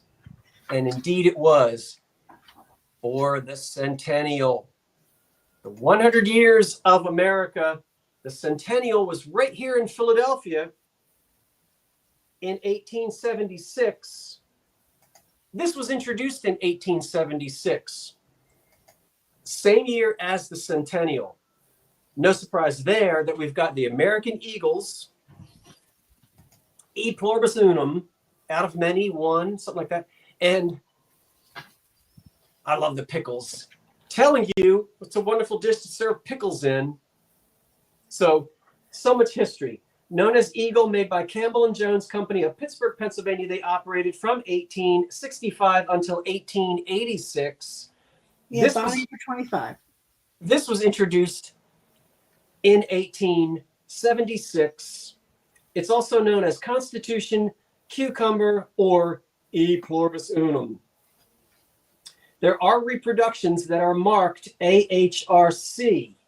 That stands for American Historical Replica Company of Grand Rapids, Michigan. So if you're out and around and you find this, study it. Make sure it does not have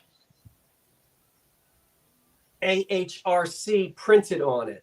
I'm so glad that they put that on there so we know the 1876, that's what that is, from the reproductions. A lot of American history with this. All the glass companies, Libby, everybody exhibited their glass at the Philadelphia Centennial in 1876. This company would have been represented as well. So counting this down now, 10, 9, 8, 7, 6, 5, 4, 3, 2, 1. Tempus fugit, time flies. E pluribus unum. I love that. And I love the history of it. I've got some plates coming up. Plates. They made EAPG plates. Yeah, not really to eat off of, but you'll see.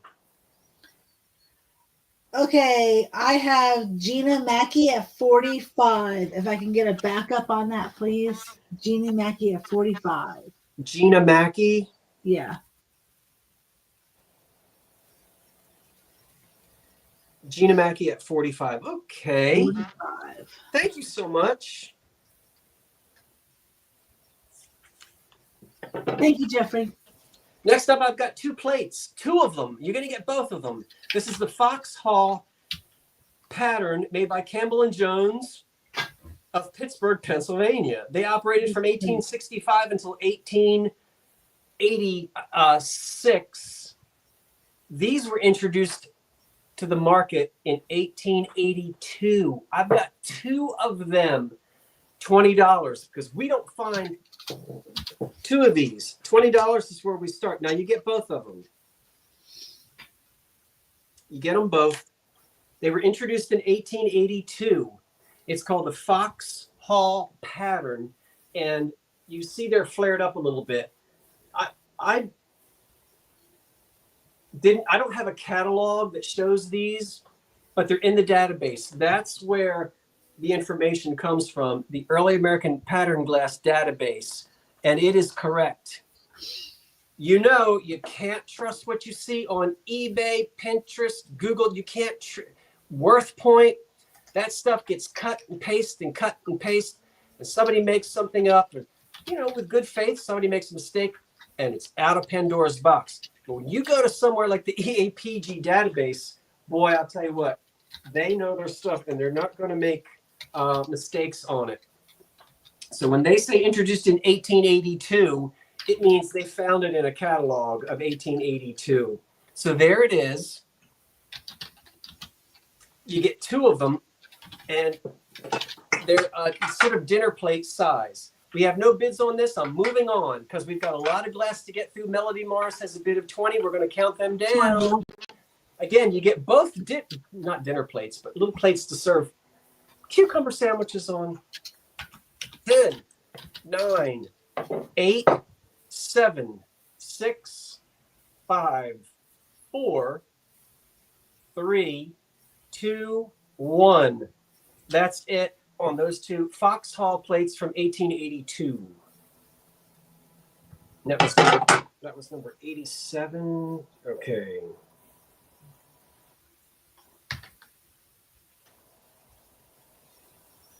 Okay, let's go to Melody Morris for 25. Melody Morris. Melody, 25. thank you. Thank you very much. I appreciate it. Look at this. Now, just because you see a Star of David, it does not mean that this was made for, that this is a piece of Judaica or that it was made for the Jewish market. This is a pattern that you would see. So I know everybody will jump to, oh, Star of David, Star of David. Yeah, that's true. And it certainly could be used for a Jewish celebration. But again, there are some other stars that I've got around here somewhere in certain places that would make you think of Star of David. And so I just wanted to say that. Now, this piece right here is was introduced in 1894. This is number 6 on my list. So let me find it. The pattern is number 11. The pattern is number 11.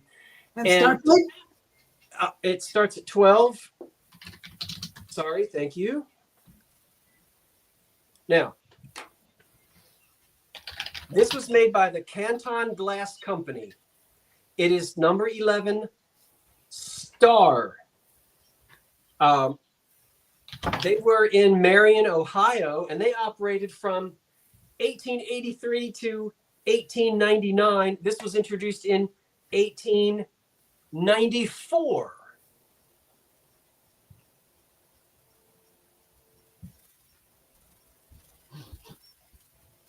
It later appears in the Cambridge Glass Company catalog. You got Florida in for 12. Cambridge was a repository of National Glass Company molds and or old stock. Can you put the black paper behind it? How the molds, Yep, thank you. The way the molds, that's a piece of paper. That's what that white thing is. How the molds get spread around and taken from one company to the next. This thing really sparkles. It is pretty. And I'm holding it still. I'm going to hold it still for you.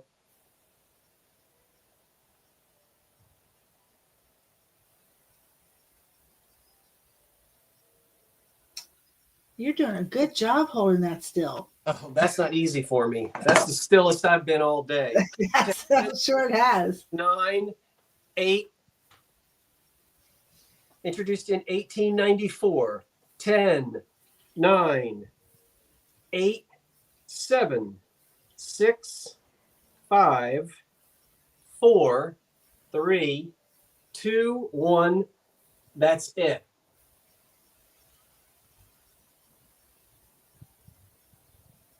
I love that. That reminds me of Parcheesi. Wasn't there a star like that on the Parcheesi board? My mother and I used to play Parcheesi. We used to love to play Parcheesi.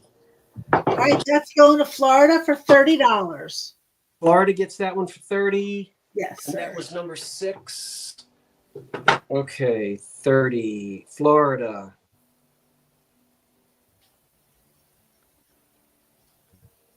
The other night, Jeffrey from Old Hadley Vintage, he had a piece of prayer rug, and I got a big piece of prayer rug. Oh, yeah, I like that pattern. Oh, I love this. I will hold the black up to it. This prayer rug is number 2. Okay. This starts at 20. 20. Prayer rug.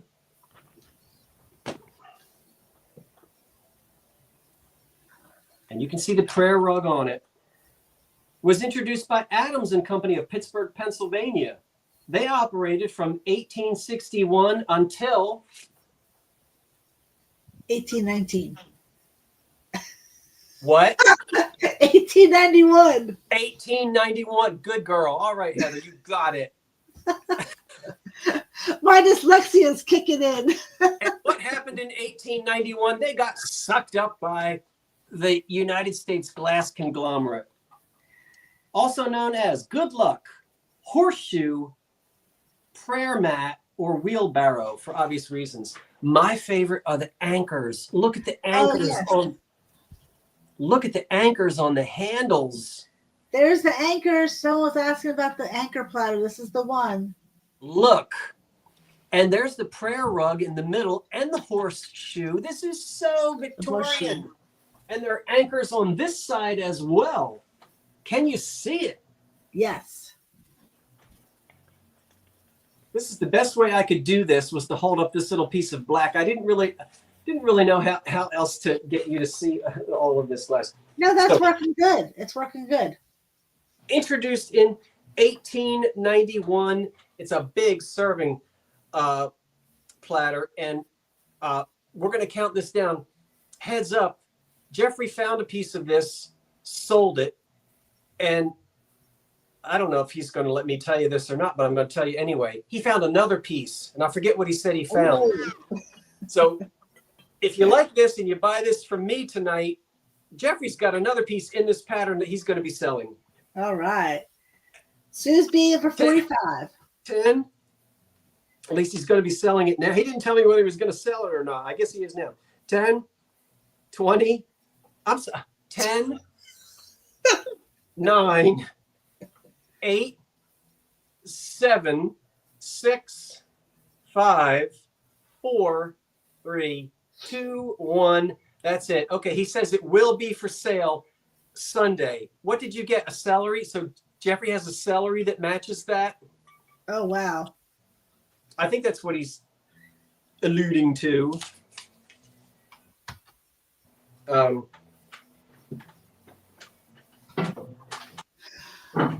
my goodness. I'm going to have to run around the block when this is over. I'm going to need a second set of eyes, please. But I think I see Sue's B at 6. Nope, sorry. Jenny Mac at 71. Do we see Jenny Mac at 71, Jeffrey and Karen?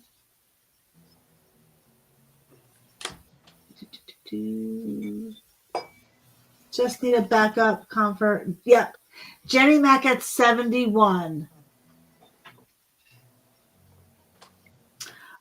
And we have a gift alert. Please gift to Bonnie Abrams.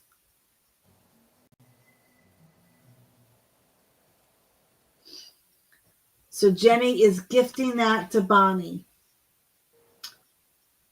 You're so nice, Jenny.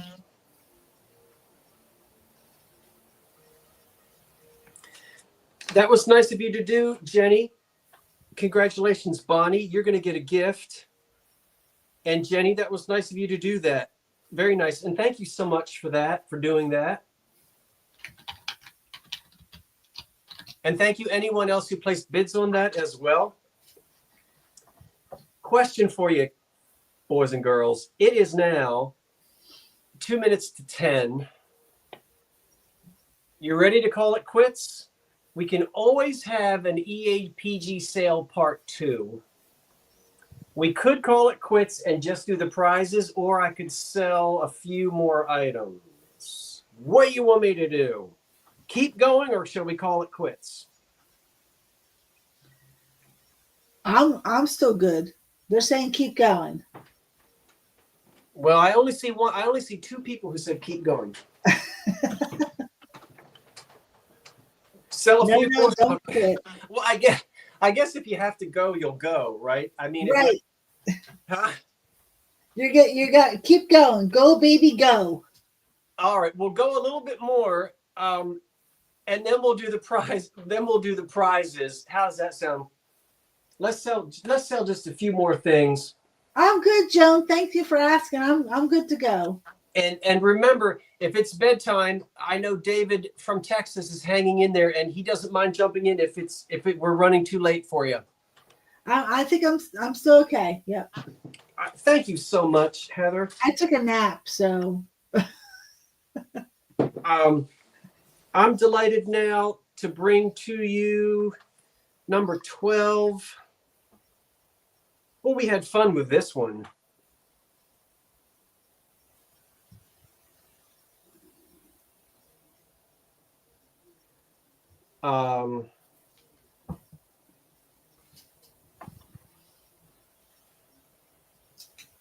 Okay.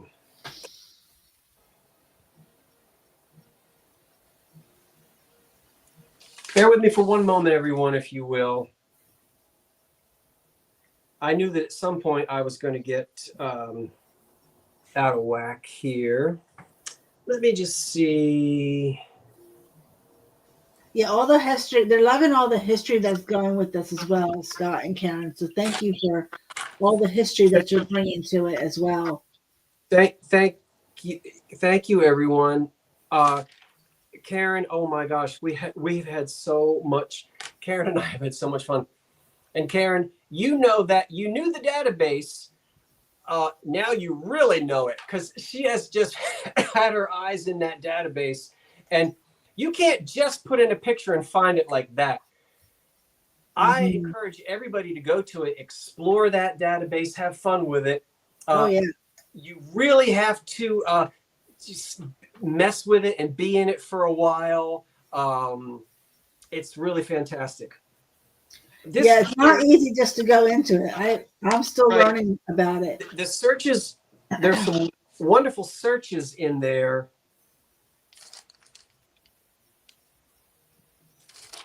Okay, and I'm coming to you in just a second, everyone. If you'll just bear with me another moment.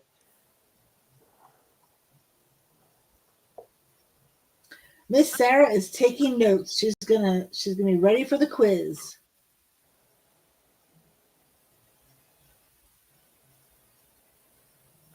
This starts at $18. I know it took me a minute to do that.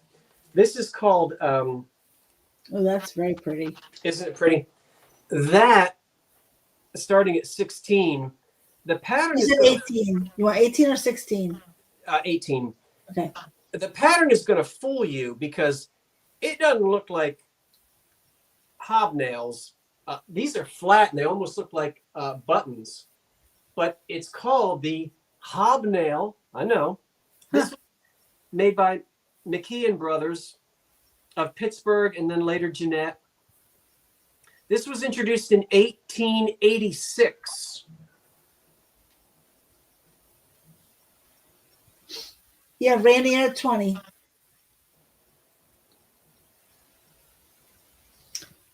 Karen says number 46. I'm sorry? Karen says number 46. Yeah, I have different numbers, Karen. I had to change that one. Hold on just a second. Hobnail. Yeah, this is the hobnail. Right. Yeah, your numbers and my numbers changed on a couple of them. But if I miss, yeah, I know. Karen and I are both. Karen, we need a couple days down the shore, don't we? After this. What is so funny? She's giving you the side look, like, oh. Karen with her emojis. She's saying McKee hobnail. McKee hobnail. Yeah, isn't that what I said? You said hobnail. I don't know if you said McKee, but you did say hobnail. Well, anyway, Hobnail McKee Brothers of Pittsburgh, Pennsylvania. Yeah, introduced in 1886. This is introduced in 1886. Starting at $18. Yeah. And yeah. It is in delightful condition, and I'd like to show you a page out of one of the catalogs. And here it is. So this is an actual catalog page, and it says hobnail set. Imitation of cut glass in crystal only, no colors. And if you'll look at it closely, there it is right there. So you can see all the other pieces. This is actually this is an 1880s catalog page, copy, printout of one.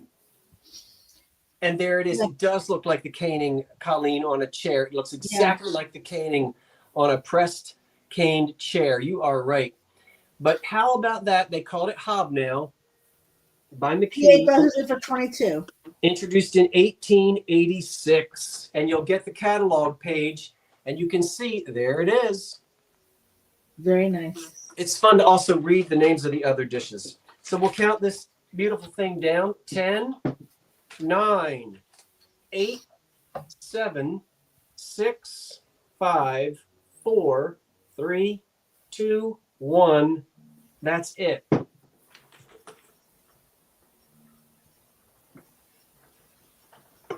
I have to figure out.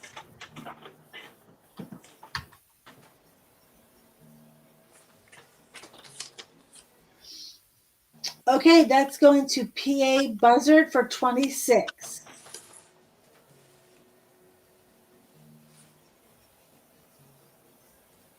PA Buzzard. Yes. All right. Everybody remember, thank you, PA Buzzard. I appreciate that. Remember, everybody, if you don't think I already have your information, make sure you write to oldcuriositysshop99@gmail.com. And you know all the information that I need from you in order for me to be That's able. for their first buy. Yep. They're a first time buyer with you. Let's have one more item from the States line. Shall we? Jeffrey, can you put in his email address, please? Okay, no, I did not write this one down, so we won't do that. Let's skip that one. I think I'm almost near the end of my road. I mean, I've got plenty of glass left, but okay.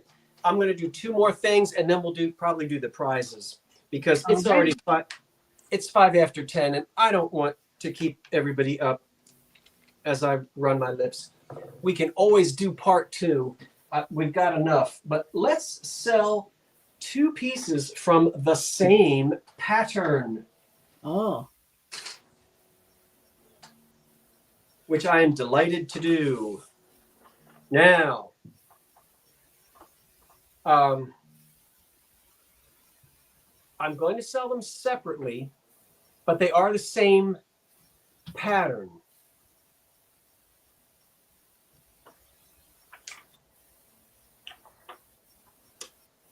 Number 19 and 20. Karen, you know what these are. So, we're going to start at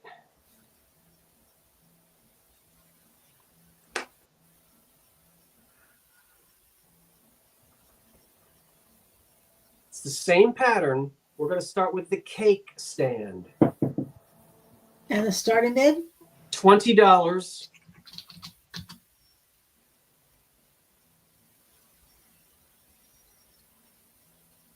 This is the Wyandotte pattern by Ripley and Company of Pittsburgh, Pennsylvania. That's beautiful. And Ripley and Company operated from 1875 until 1891. Brilliant. When they got taken over by the United States Glass Company. Okay. This is a beautiful salver or cake stand. You can see 10 inches across. That's 9 inches across here for the cake. And look at all these little points. There's some, you'll find a little chip here and there, small. You've got to, if you're not going to be disappointed with any of this glass. I promise you. No way. And as I said earlier, it's not chipped. It's not stained. It's not cloudy. Might there be a flea bite here or there? Yes. A little bit of roughness, but we're talking about glass that's 150 years old. These were introduced in 1887. Yeah, Florida for 60. 1887. And so this beautiful piece here, we will now count down the stand.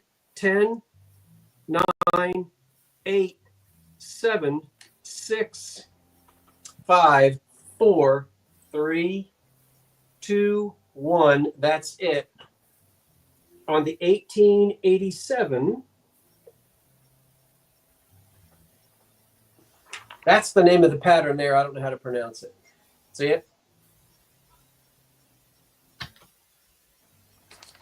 And remember, you get these papers with the glass.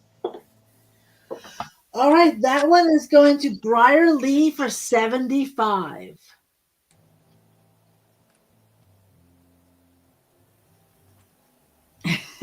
Congratulations, Briar.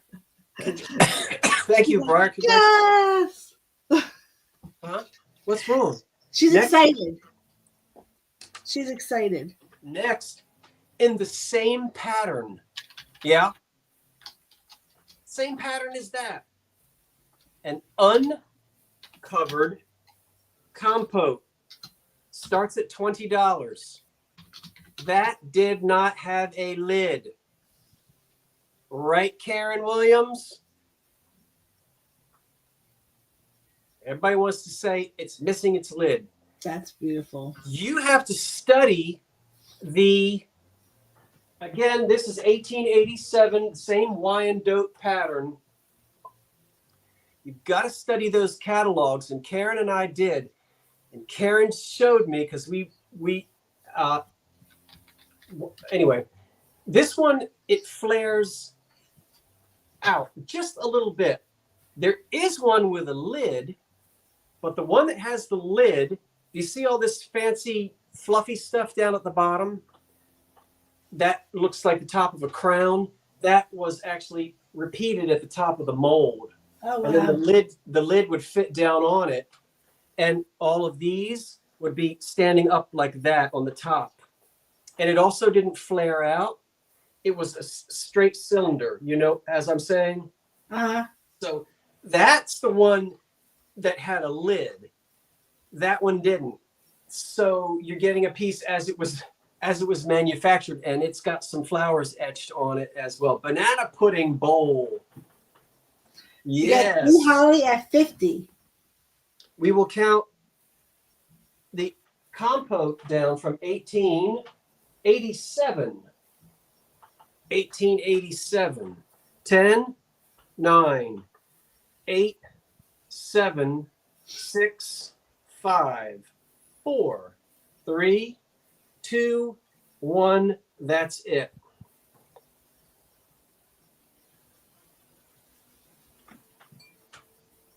And it's too late now, but it stands 8.5 inches tall.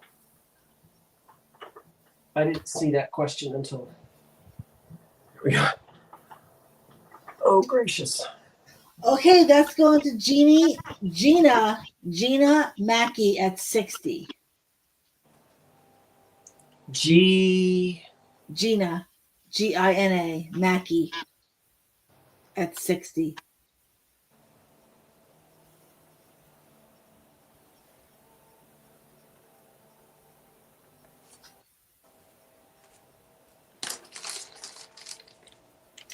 And PA Buzzard sent the email. Thank you, PA Buzzard. Thank you so much.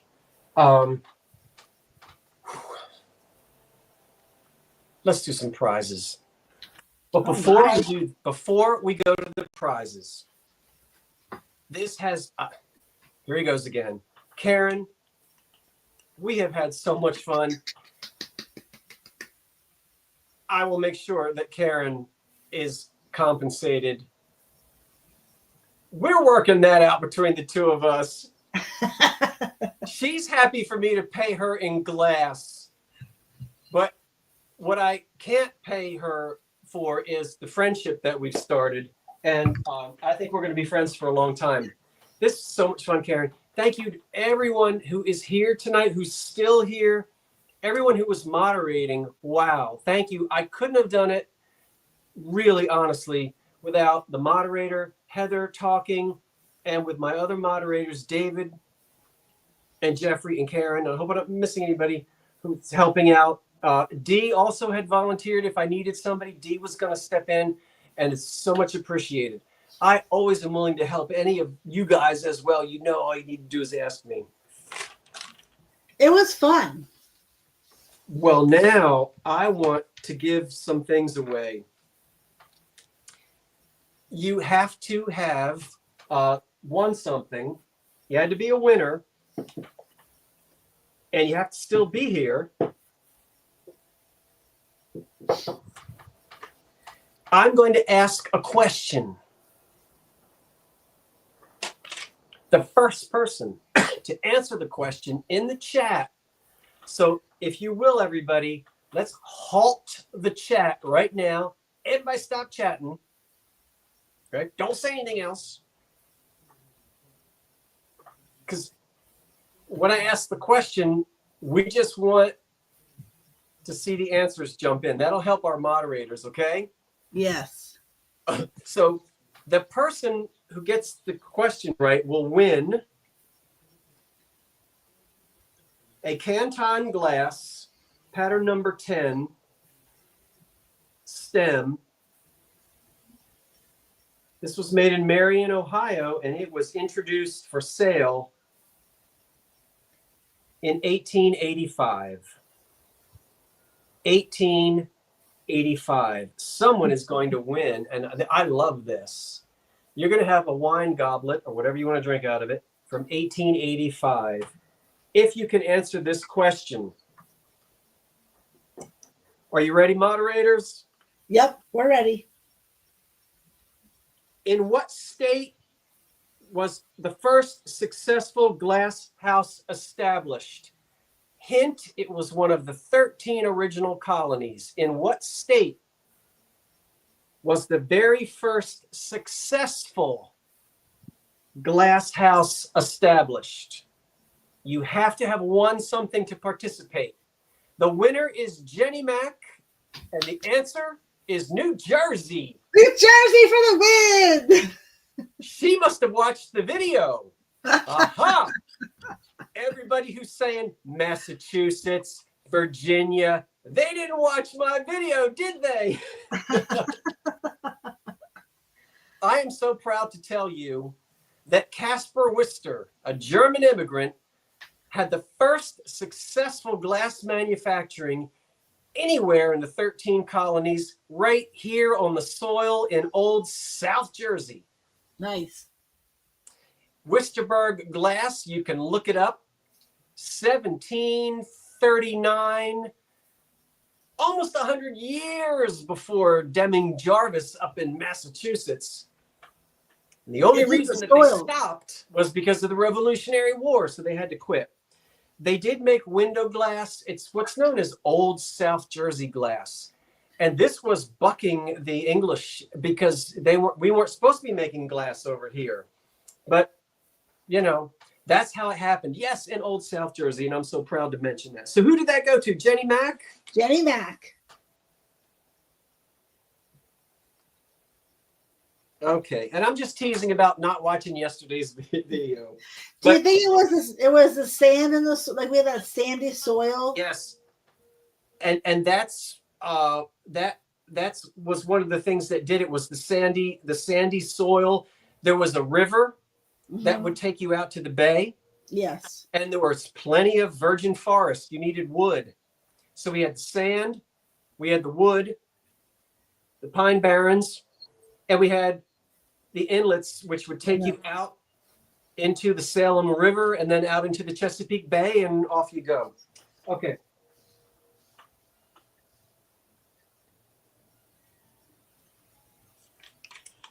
Boy, am I trying to stay organized here. Okay, next up, we're going to get another winner, I hope. Let's hold this up. I have a question for you. This is the Ida pattern by Bryce Higby and Company. They operated from 1879 to 1909. This was introduced in 1885, and I'm giving it away. Are you ready for your next question? In terms of glass history, what was founded in 1891? In terms of glass history, what was founded in 1891? Joan Plavier gets it. The United States Glass. You've all got it. You're all going to be running around tomorrow talking about the United States Glass Company. That comes to you, Joan. Congratulations, Joan. And I will include this, Joan, so you'll know exactly what you got. That's going to That's go a to beautiful Joan. picture. I love that picture.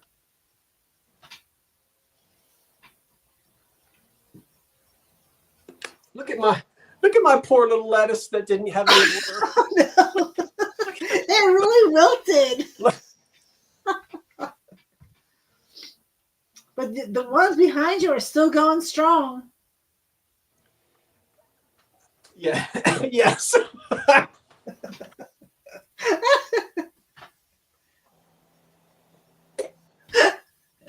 Stop it, Heather. I'm not saying anything. Wait a minute. I'm looking away.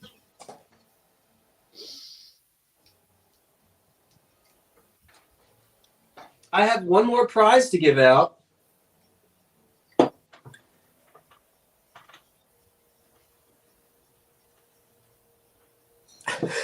And it's this. Let's see. Okay. And the answer was the United States Glass Trust was formed in 1891, sucking in about 17 companies. Okay, here's the last one. Here's the fun thing. You're going to get this. I'm not telling you what it is, who made it. I know. Karen Williams knows. You, whoever win, you get to go try to figure it out. And if you can't find it on the EAPG database, Karen and I will help you. But this is something for you, the winner, to do. Not telling you a doggone thing. Oh, that's fun. Huh? That's fun. But you have to answer this question. It's difficult because I don't think I mentioned it tonight. In fact, I know I didn't. Only one original United States glass factory survived until the end. What was the name of it? What was the name of the one United States glass company that got sucked into the trust in 1891? It continued on, and it was not Imperial, it wasn't Heisey, it wasn't McKee, it wasn't Indiana, it wasn't Corning. Keep on, come on. Come on. It wasn't Libby, no. They were known in the 30s for manufacturing beautiful etched stems. Not Higbee. No, not Fenton, not Anchor Hocking. Randy Tompkins gets, no, not Tiffany. I'm sorry. KP, you didn't win anything. You're not supposed to be playing. So, well, KP, you just messed it up. Did KP win? Oh. Huh? I don't. No, KP I don't didn't win think anything. so. So, okay. Well, in that case, I don't know, because the person who came the closest said Tiffany, but I couldn't. I don't know. So you want to give it to Karen Taylor because she came in after. She's the next person said Tiffin. Was she right under? Yes, but like at the same, like the time stamp is the same, 10:22. Okay. Is that okay? I've got so much glass. If anybody's upset, I'll give you a piece of glass. Let's do that. So the person who came in right under, okay. It's Karen Taylor. Karen Taylor? Taylor, yes. And I'm sorry to. Wait, is she saying Briar was first? Give it to Briar. Briar had it next. Oh, I see Karen Taylor as next. Karen Williams. If everyone will hold off for a second, Jeffrey or David, would you validate that? Please let the moderators validate the winner. It really cuts down on the confusion. Yeah. So we think we'll let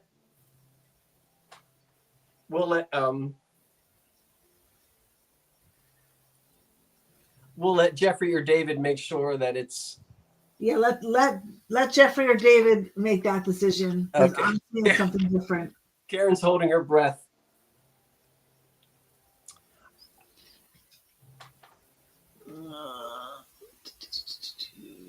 Briar's holding her breath. Everybody's holding their breath. What is that that's sticking? Oh, that's that. All right, put that over there. I don't know where Jeffrey is, so I will figure it out. I'll scroll back myself. Let's move on.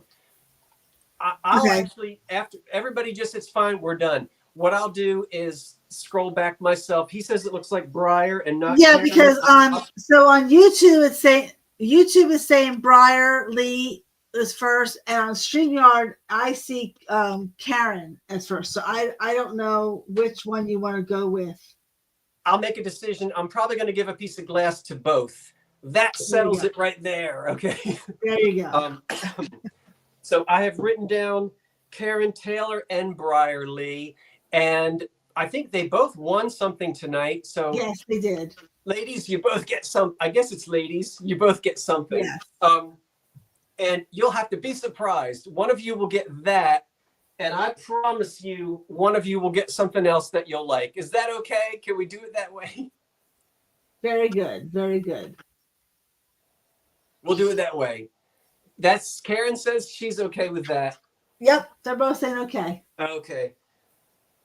Boy, I hope I remember all of this in the morning. I've written it all down. Okay, that was the prize there. That was the prize there. Okay, and there are so many other things here. I don't know if you've had fun. I have absolutely had so much fun. What? Yeah, Patty says I'm gonna be yelling at 1891 tomorrow. 1891. I'm gonna say it on my loudspeaker. What does 1891 mean, guys? I'm going to end. I've already thanked everybody, and I just don't want to ramble on and on and on. But I kind of want to end with a little bit of not really a story, but is anybody old enough to remember way back when the Antiques Roadshow first went on the air? Well, back in those early years, first 2 or 3 years or so, I remember tuning it in, and they were interviewing a woman who had brought in a piece of furniture, and she said to the appraisers, "Antiques saved my life." And they kind of, looked at her, and she said that she was diagnosed with cancer. And she said, getting up in the morning and searching for the antiques and studying and reading the books, she said it gave her a reason to get up and plow through the chemo. Did anybody ever see that on Antiques Roadshow?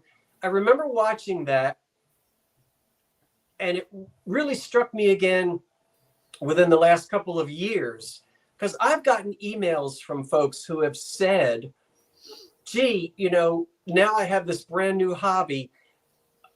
Thanking me, don't thank me. I didn't do anything. You stumbled upon it. And but people thanking me for having something, to go out and explore and go to the thrift shops, and that is something that I would encourage anybody to do. Now, I know I live in the hotbed of all of this.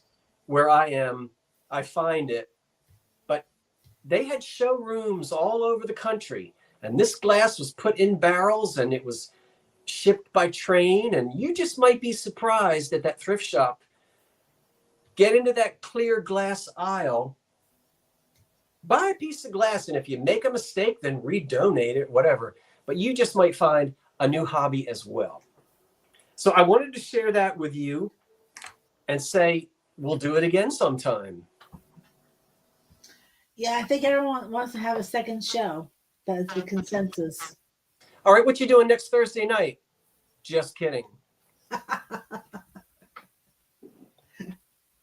Thank you, everyone.